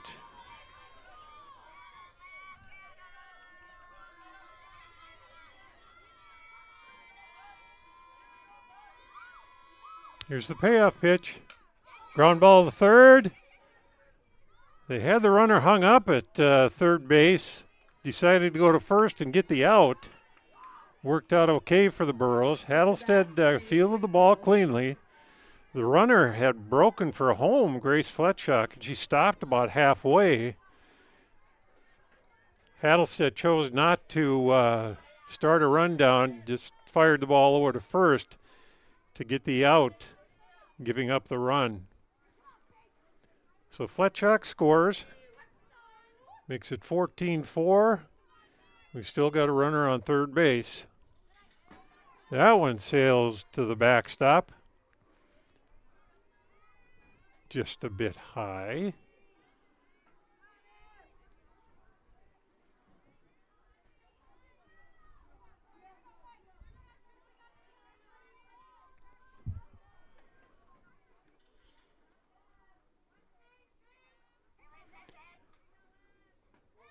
Pitch is inside. Ball 2.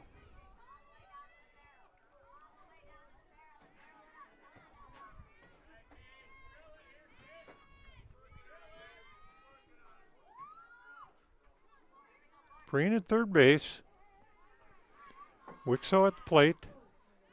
That pitch inside also. Makes it 3-0.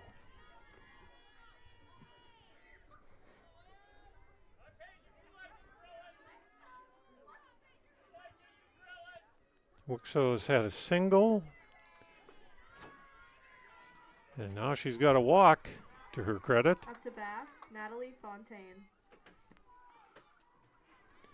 So that puts runners at first and third with 1 out. 2 outs, excuse me.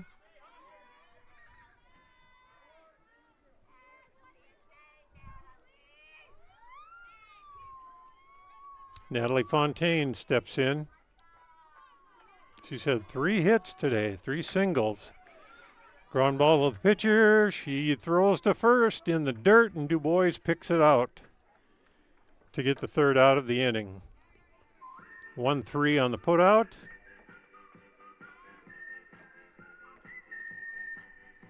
Central Cass gets 1 moved in to add 1 run to their total. No hits. Bunch of walks. And Fielder's Choice scored that run. That makes our score on the Tim Gazette seed sale scoreboard going into the bottom of the 4th. Central Cass 14, Hillsboro-Central Valley 4. This is Chris from RDK Enterprises, your local precision planting dealer. This spring has been a trying time, and we may feel everything is out of our control. Please remember to slow down and stay safe this spring. Come home to your families each and every night. Please use this time to make sure your planter is ready to go. Keep downtime to a minimum. When you get into the fields, we are here to help you with any planting issues that may come up. RDK Enterprises, 636-2119 or planterdoc.com. 14-4 in the bottom of the 4th inning.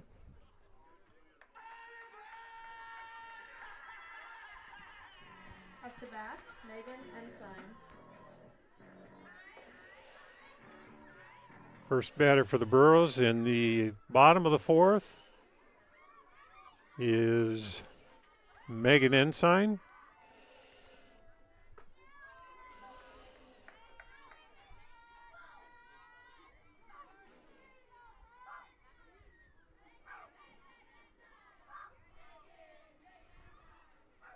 First pitch was a ball.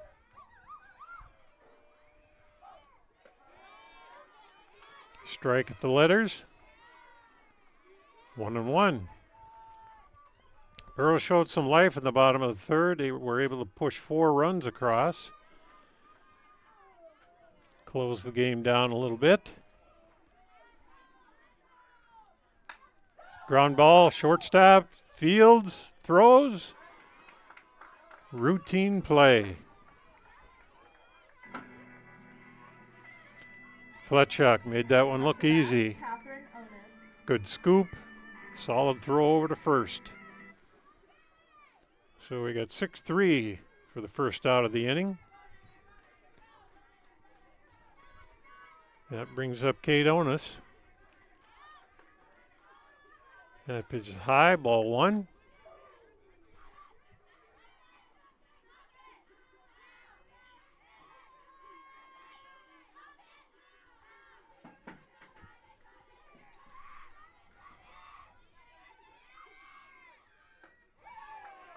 Swing and a miss. Pitch that was up in the zone. Onus couldn't catch up to it. 1-1.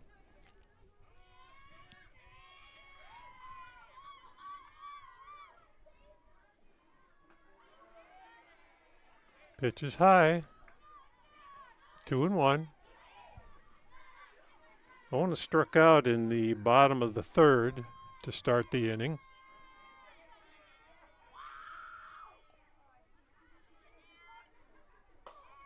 Ground ball, a little nubber to the first. And first baseman picks it up, tags Onus. So Brady Bossy gets the out unassisted. Up to bat, Aaliyah Jones. For the second out of the inning.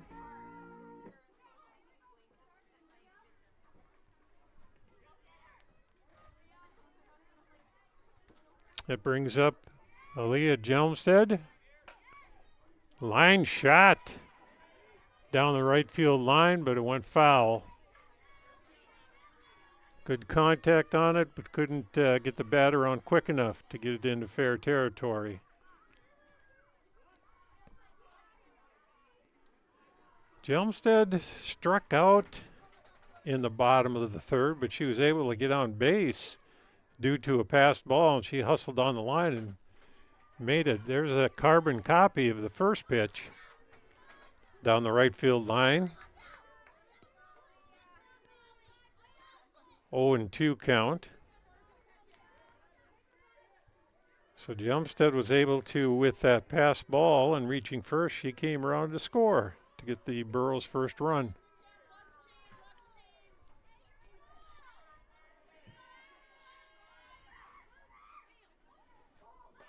Swing and a miss, strike 3. 3 up, 3 down.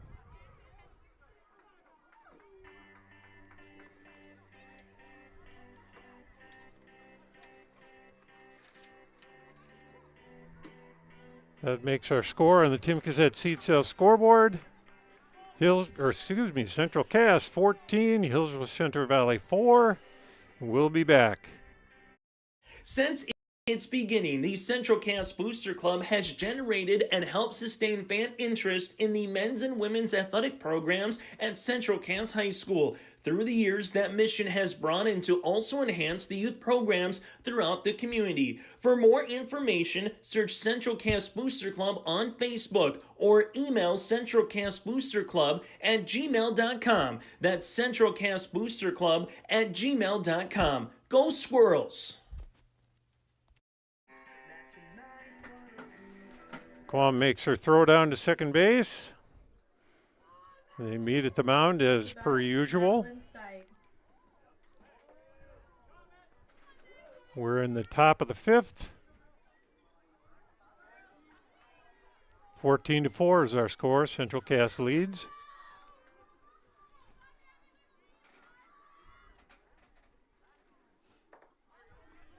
Leading off this inning for the Squirrels is Madeline Steig. First pitch from Willison, up and out of the... Oh, they gave it to her. Looked like it was going to be outside. Umpire said differently. So, 0-1 is the count.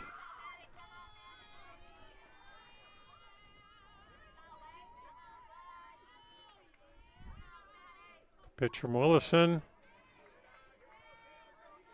That one was a little bit of a changeup.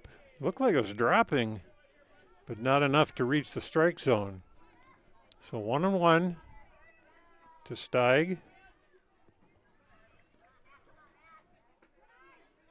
That one's high.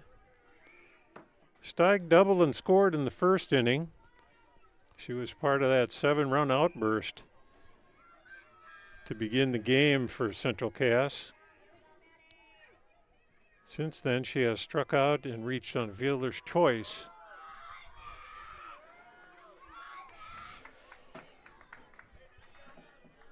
There's a ground ball down the left field line. Foul, of course. Makes the count 2-2.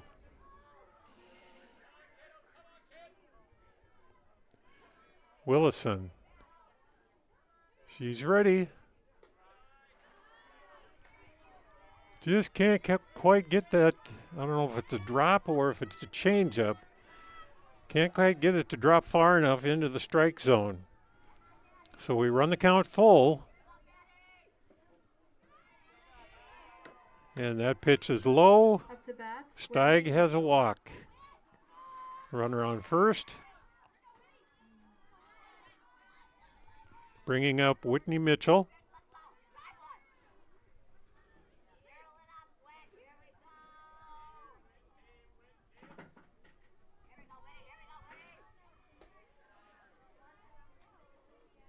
Pitch is high. 1-0.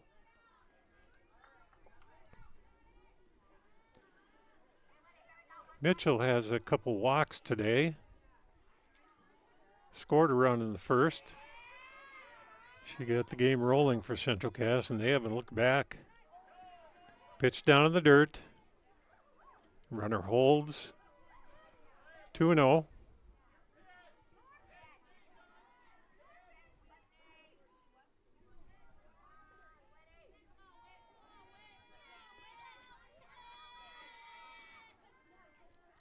Willison delivers. That pitch on the inside corner, 2-1.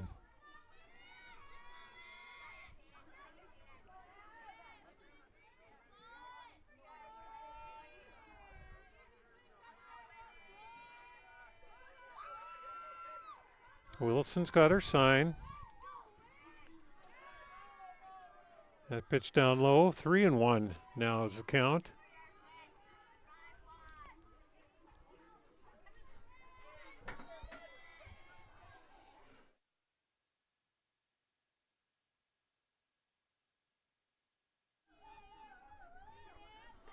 That pitch over Mitchell's head, she ducks out of the way. Just as well because she gets a walk out of the deal. No reason to take one to the noggin if you're going to walk anyway. That pushes Steig over to second base.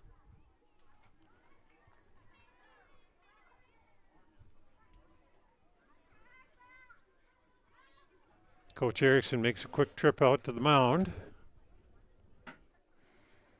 A lot of hand gestures out there.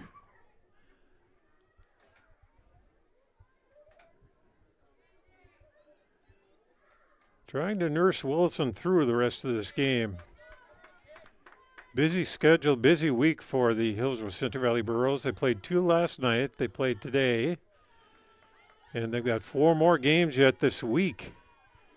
So he's got to try and extend his pitching staff this week. That pitch inside gets away. Wild pitch and both runners advance.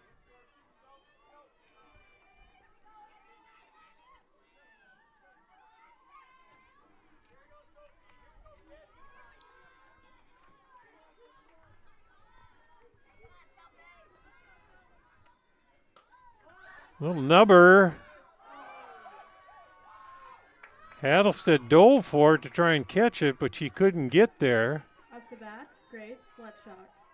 And the ball just kind of sat there. Kittleson ended up coming in from shortstop trying to make the throw. And not in time. So we've got loaded bases.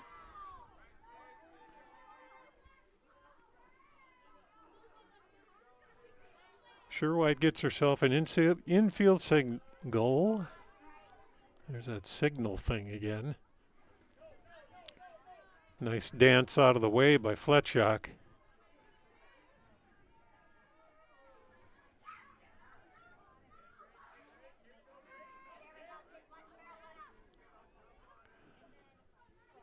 Willison could be tiring. She's thrown a lot of pitches. Swing and a miss. 1-1. Bases loaded, nobody out. Grace Fletchock at the plate. Willison's ready. Here's the pitch. Outside. 2-1.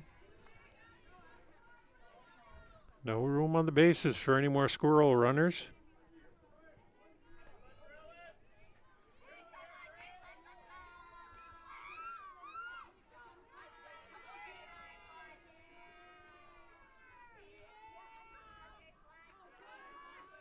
That pitch is high. Ball 4. That forces in a run. Steig scores from third.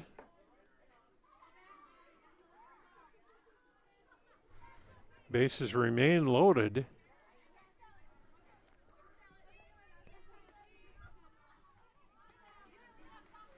Mitchell's over at third. Sherwhite's at second. And Fletchock at first.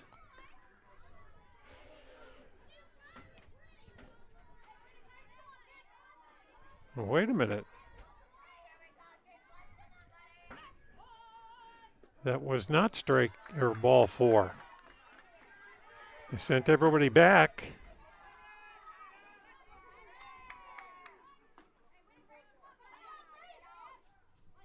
So we've got a full count, bases loaded, no run scored yet.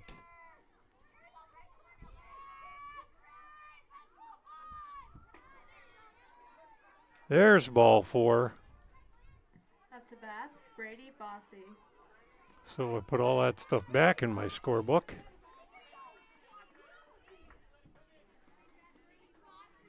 Mitchell at third, Sherwhite at second, Fletchock at first. Brings up Brady Bossy. She's got power.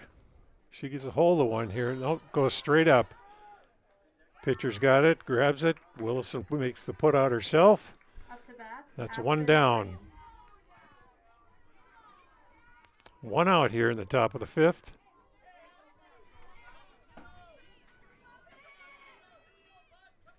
Central Cass ups the score to 15-4.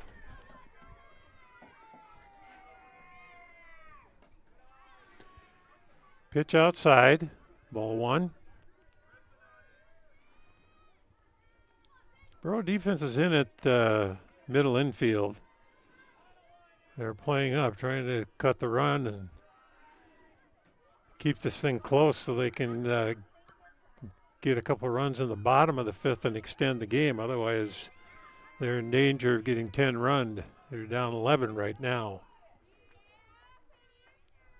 Here's the pitch, outside, 3-0.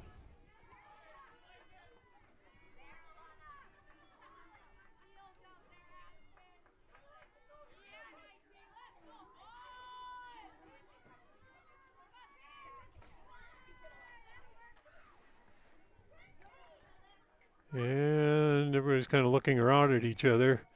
That is a walk.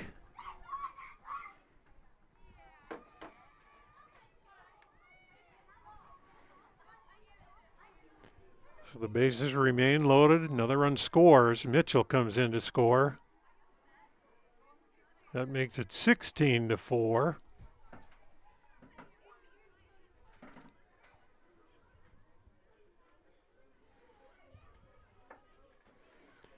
And we've got a pitching change.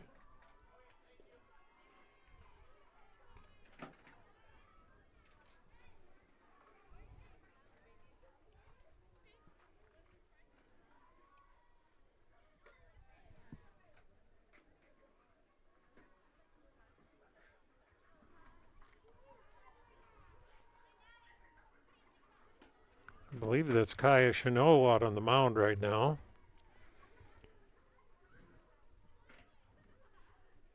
The ace scoreboard operator over here says, yep. Molly's on top of things. Up to bat, Olivia Hagen.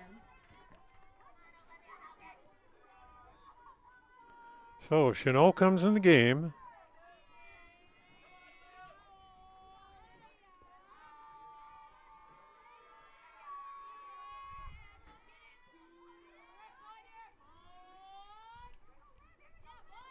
First pitch is low and inside, hits the dirt.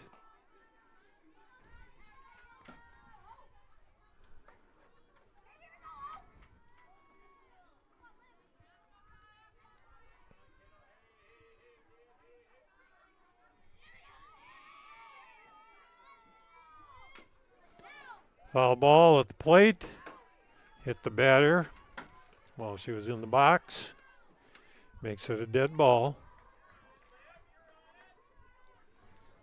This is Olivia Haugen.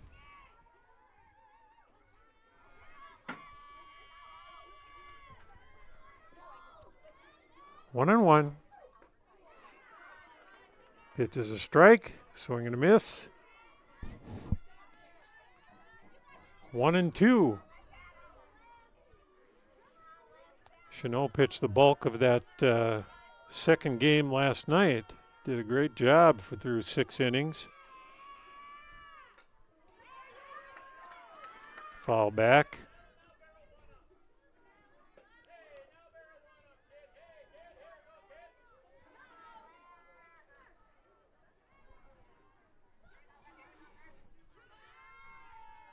Bases loaded, 1 out. 16-4 is our score, Central Cass. Line drive out to center field. Center fielder's got it. Kritzberger gets it in quickly. Runner had to hustle back to second base. So Haugen is retired on a line drive to Kritzberger out in center field. That makes 2 outs, and that brings Paige Wixow to the plate.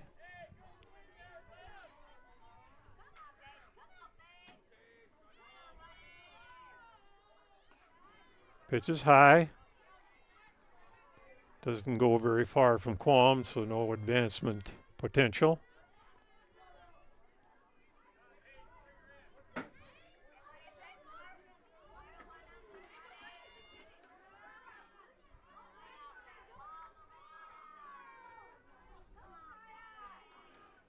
Here's the pitch. Swing and a miss. Nice little turn action on that one. Broke away from Wixow.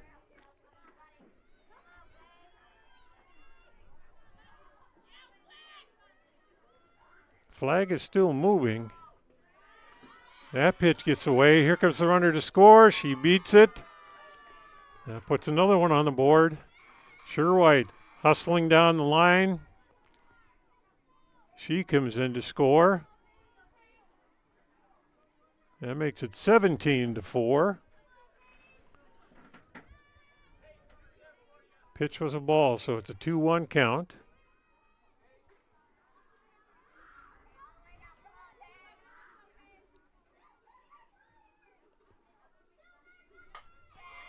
Fly ball, left field. Jelmstead going back, can't get it. Off her glove. I don't know if the sun played into that one, but she got turned around out there, Jelmstead did. And when she turned, the ball went off the heel of her glove. So that's an error out there. And that plates a bunch more.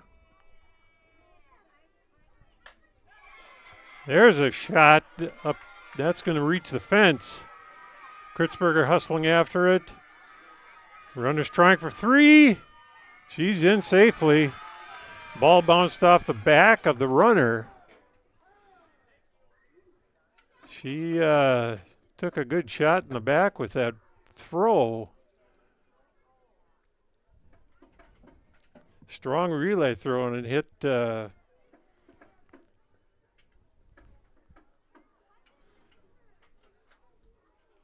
hit Fontaine in the back. Ball went quite a ways away. Could have scored, but she was just in no physical shape to get up and run. So she stayed camped right on the base. That's a triple. Base is clearing.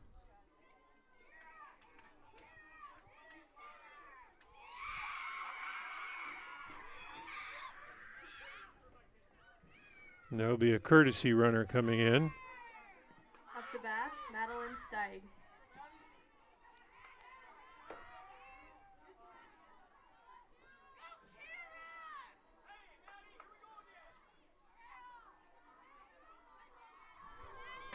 That makes her score 20-4.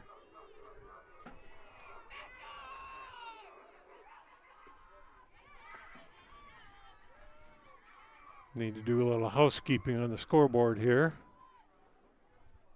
Still got a runner at third. 2 outs. And ball one to the batter, Madeline Steig. She hits a blooper. Kittleson can't get it. That's a single for Steig. Up to bat, Whitney Mitchell. The courtesy runner comes in to score for Fontaine.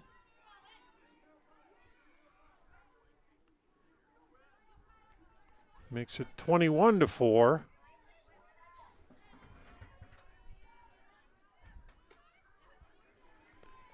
Pitch is high, ball one.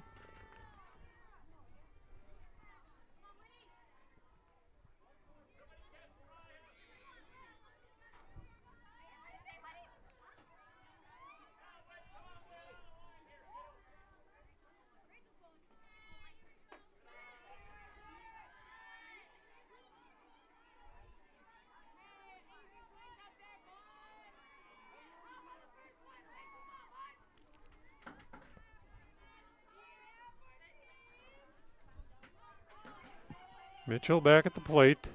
Here's the pitch. There's a shot. Hangs up in the wind, though. That one got cut down, and Jumpstead barely had to move. She gloves that one for the third out of the inning. That's an F7. Side is retired, but not before Central Cass gets 1, 2, 3, 4, 5, 6, 7 more runs.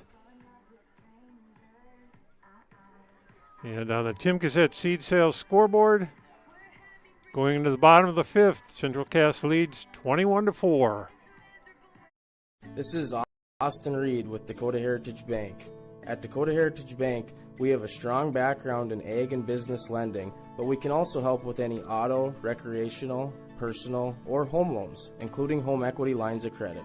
If you're in need of a loan, visit us at one of our locations across North Dakota and northwestern Minnesota. Dakota Heritage Bank, equal housing lender, member FDIC. Dakota Heritage Bank, sharing our heritage, sharing our future.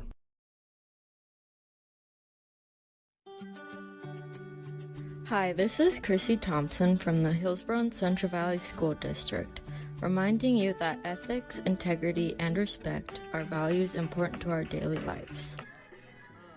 Up to bat, Peyton Quam. Bunch of changes for the Central Cass Squirrels. We've got a new pitcher. That is, I believe it's Olivia Haugen out there in the circle now. No, I'm sorry. That is Grace Fletchock in the circle pitching. At bat for the Burros is Peyton Qualm. There's a strike, 1-1. Burros need to score a bunch just to keep this game going.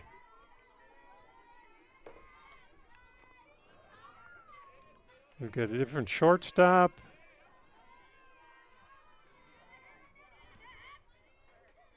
That pitch is high. We've got a new catcher. That is number 19. Let me see if I can find that.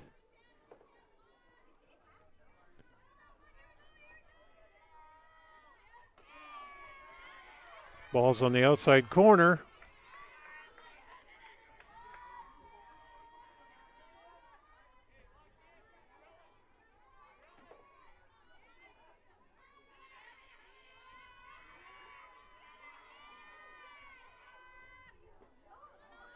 That pitch is low. Qualm lets it go.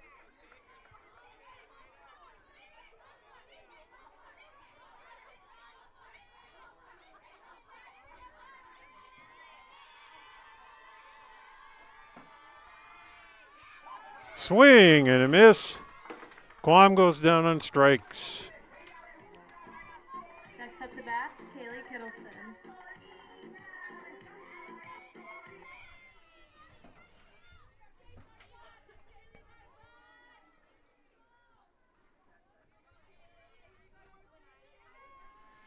Kaylee Kittleson steps in.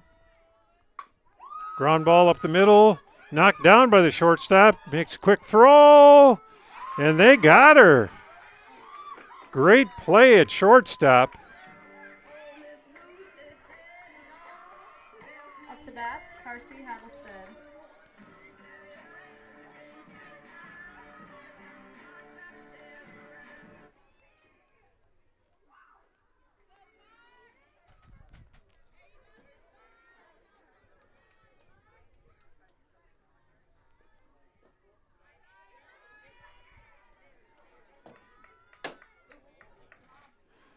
Double checking numbers here. Okay, I got to backtrack a little bit. I'm sorry about that. That is Natalie Fontaine back on the mound, number 6. There's a ground ball first. Picks it up, steps on the bag, and that's our ball game.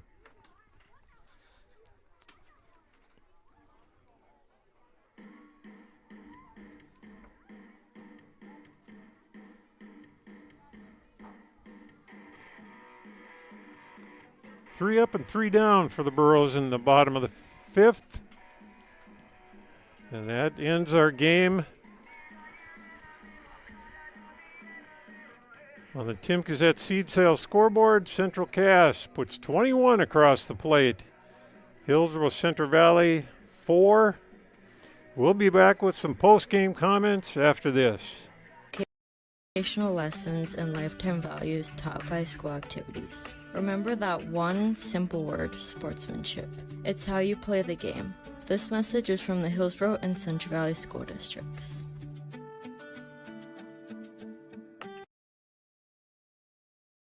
Get healthy in 2024 with the help of Sweet Sips in Hillsboro. Grab the energy drinks, protein-packed beverages, shakes, coffee, and more to fuel your days. Many of their drinks have little to no sugar, making this part of your daily routine diabetic-friendly. Be sure to follow their Facebook page as they're always giving their customers a fun new reason to stop on by. They're open 6:30 a.m. to 5 p.m. Monday through Friday, 9 to 1 on Saturday, and 10:30 to 1:30 on Sunday. That's Sweet Sips in Hillsboro. It's healthy fast food. This is Tim Kazette, your local Golden Harvest Seeds dealer. During these winter months, as you think ahead to the spring planting season, I remind you there is strong yielding varieties of Golden Harvest beans and corn available for spring delivery. There's discounts offered. Please ask me about Golden Advantage deferred payment options or any cash payment discounts. Call me, Tim Kazette, at 701-430-0877, and thank you for planting Golden Harvest seeds on your farm. You know, parenting is hard for all of us. And so providing those little resources that we can share for those conversations that are hard to have, and to kind of be that icebreaker for both professionals, parents, and then open up that conversation to the more engaging conversation that's needing to be had. Being a parent myself, oftentimes it's the simple things that make a difference. As a busy parent myself, just engaging with your kids, making it an everyday thing so they know that you're there, they can always come to you when those difficult situations do arise. Contact Trail District Health Unit in Hillsboro for more information.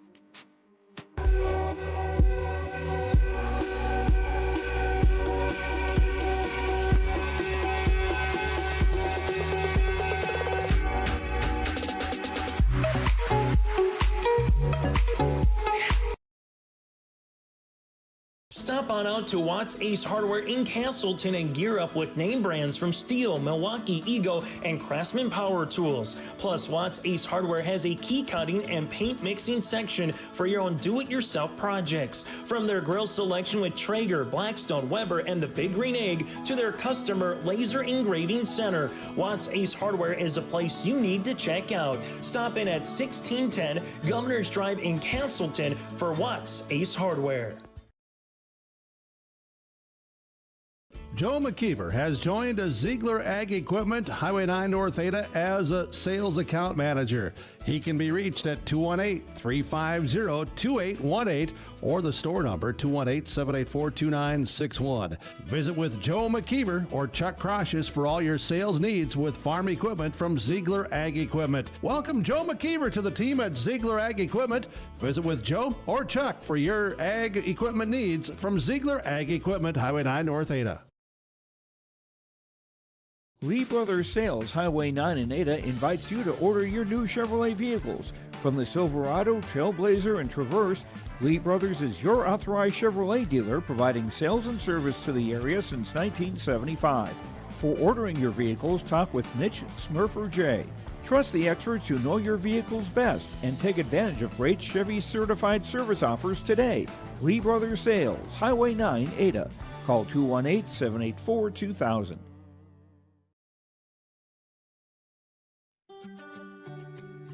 Hi, this is Chrissy Thompson from the Hillsboro-Central Valley School District, reminding you that ethics, integrity, and respect are values important to our daily lives. In our sporting events, educational lessons, and lifetime values taught by school activities. Remember that one simple word, sportsmanship. It's how you play the game. This message is from the Hillsboro and Central Valley School Districts.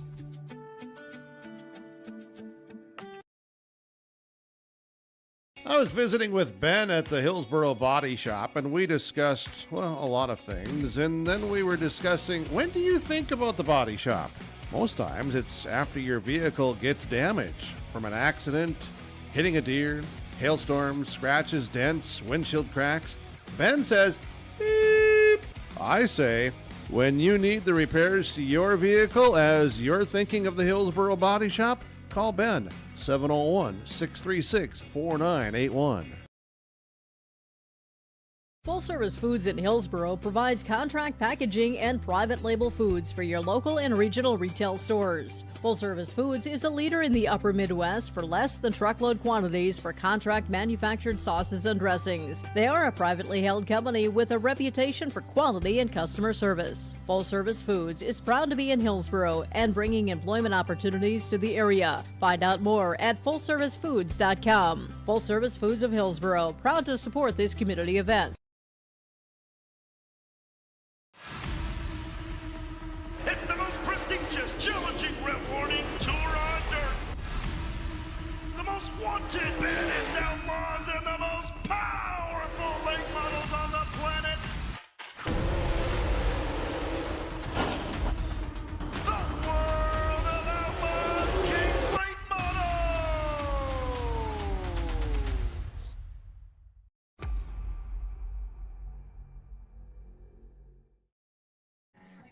Welcome back to the Olson Softball Complex, where Central Cass has defeated the Hillsboro Central Valley Burros by a score of 21-4.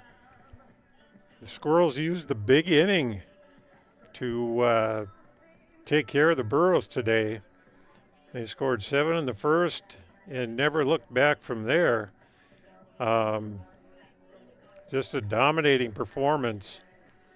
Natalie Fontaine pitched, and she pitched a complete game, even after getting whacked in the back by a throw in the top of the 5th. There was a relay from the outfield, and she was sliding towards third base, feet first, so her back was exposed. And the throw was right on target and hit Fontaine square in the back, but after laying and sitting there for a while, she popped up and made it back to the bench and rested a little bit, and she came out and pitched the bottom of the 5th just fine.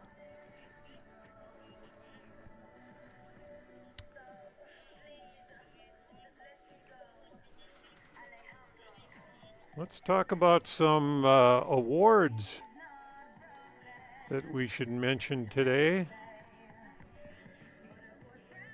The Enbridge Player of the Game.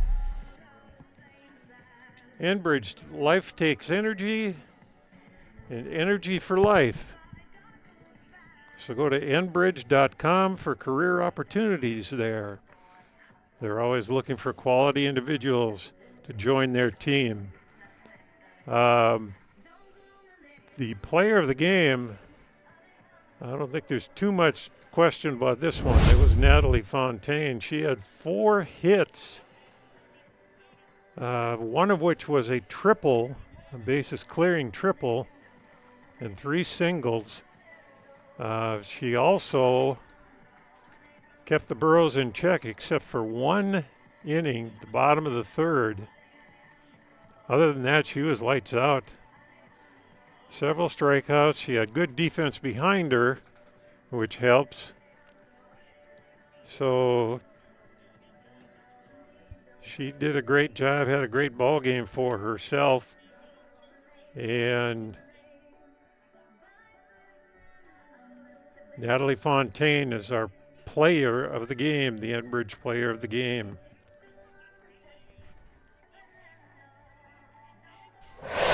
Going to our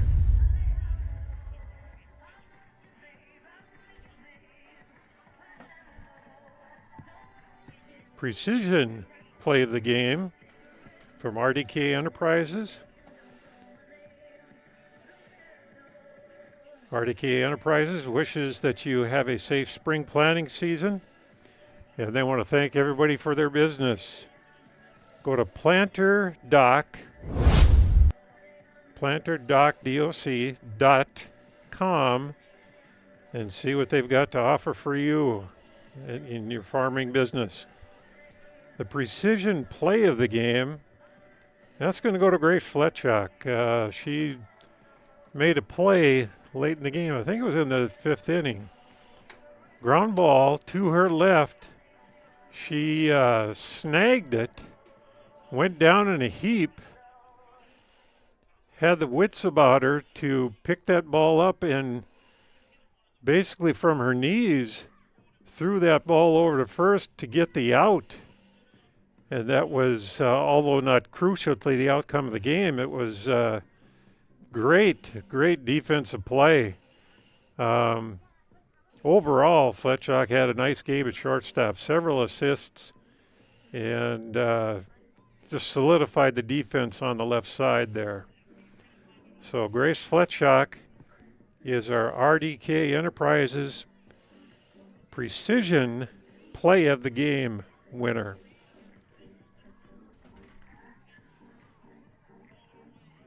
Then we'll talk about the connection. Halstead Telephone post-game connection. Halstead Telephone keeps you connected. Discover local reliability you can trust at HalsteadTel, all one word, halsteadtel.com. Go to that website and you can see the services that are offered there at Halstead Telephone. The connection of the game, I'm going to say that the connection that Madeline Steig made in the very first inning. She pasted a double out to the fence and plated a couple of runs, kept that merry-go-round going that Central Cass had going in the first inning, and made great contact on a pitch right in her wheel zone. She got a double out of it, a couple RBIs. So that is our connection of the game. She connected really well with that fastball down the middle.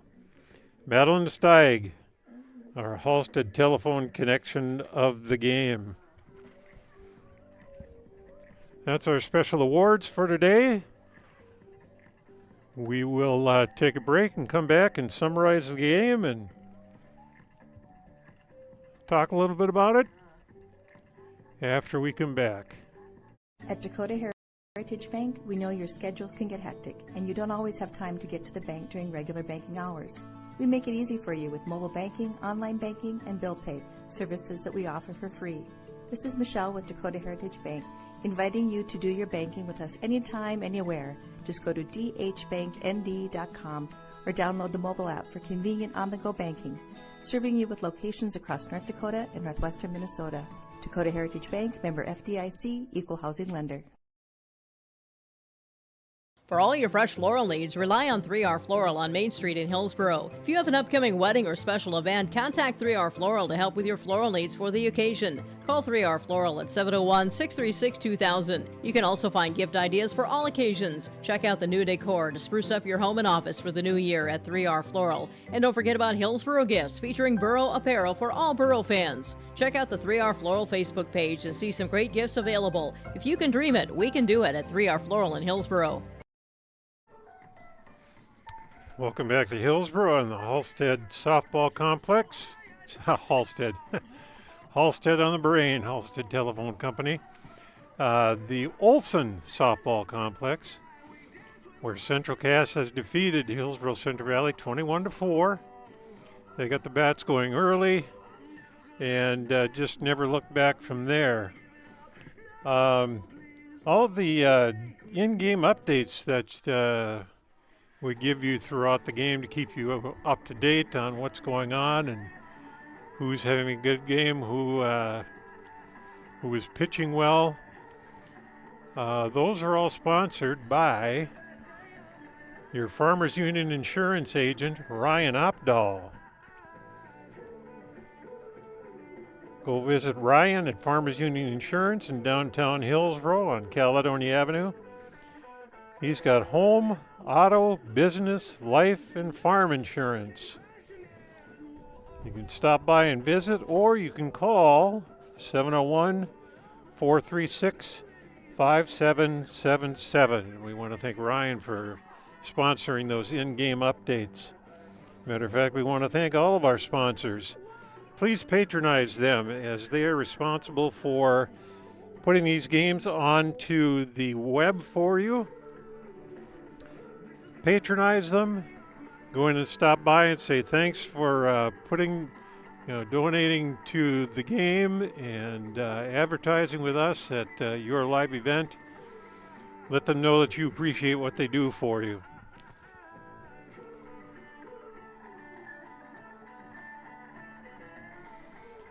A little scoring summary here. As I mentioned, the first hitter of the game, Whitney Mitchell, she got on a walk, and then there was an error, fielder's choice, stolen base, hit by pitch, a single, another single, a double,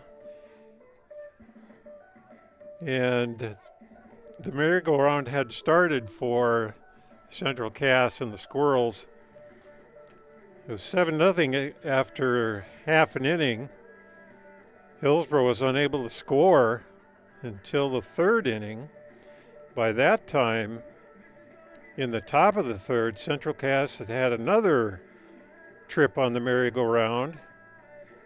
They scored 6 more that inning to take a 13-0 lead. A couple of big hits in that inning were from Brady Bossy and Aspen Preen, 2 doubles in that inning. Natalie Fontaine had one of her singles. That was an RBI single.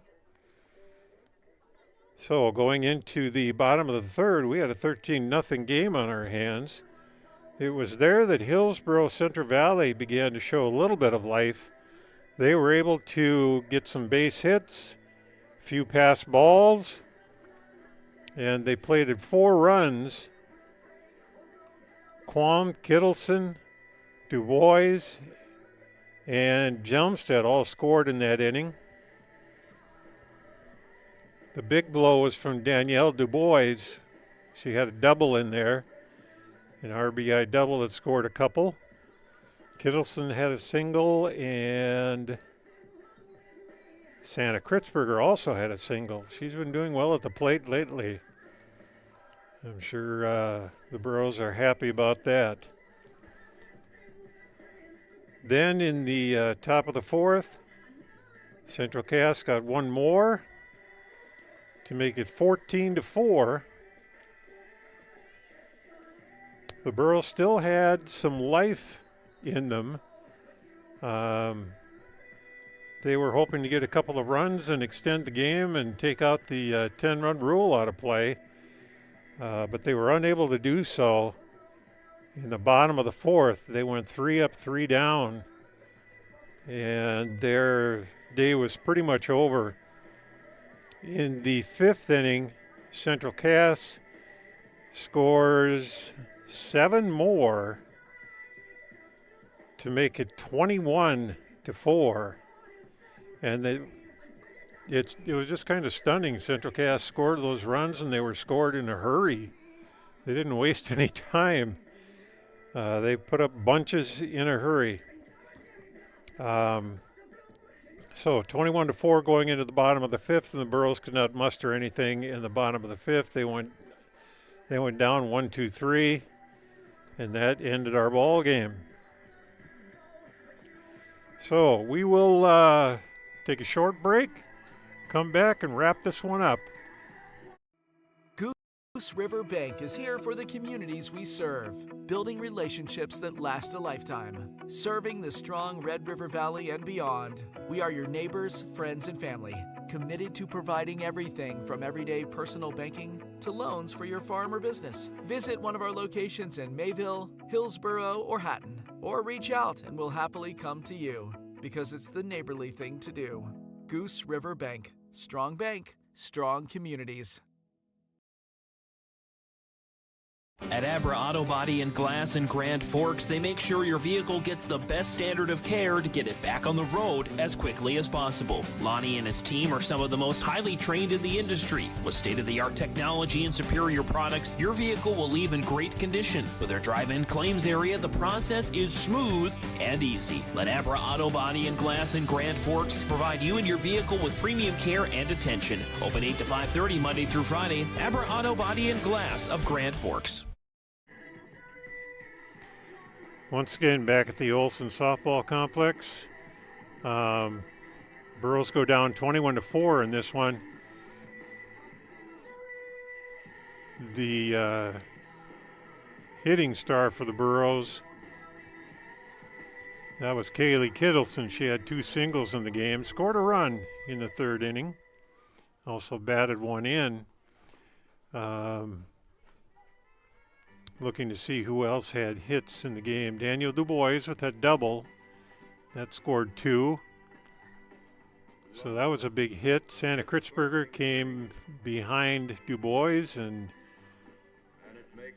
got herself a single. And that brought home Du Bois. But that was about it.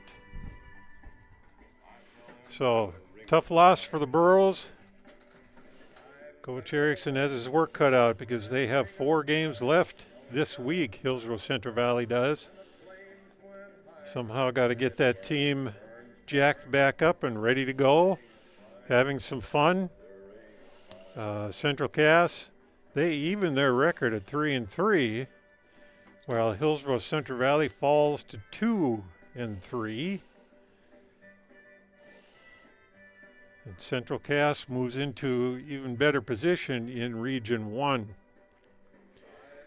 Thanks everybody for tuning in today. Thanks to our sponsors. Thanks to Mark Forseth, our executive producer. And apologize again for the early technical troubles we had. It's nice to have the people behind the scenes who can go to work on those while I try to continue with the game here. So there's a whole team involved in putting this game on for you. Thanks to all of those people. That's it from Hillsboro. Have yourself a good evening. Thanks for tuning in.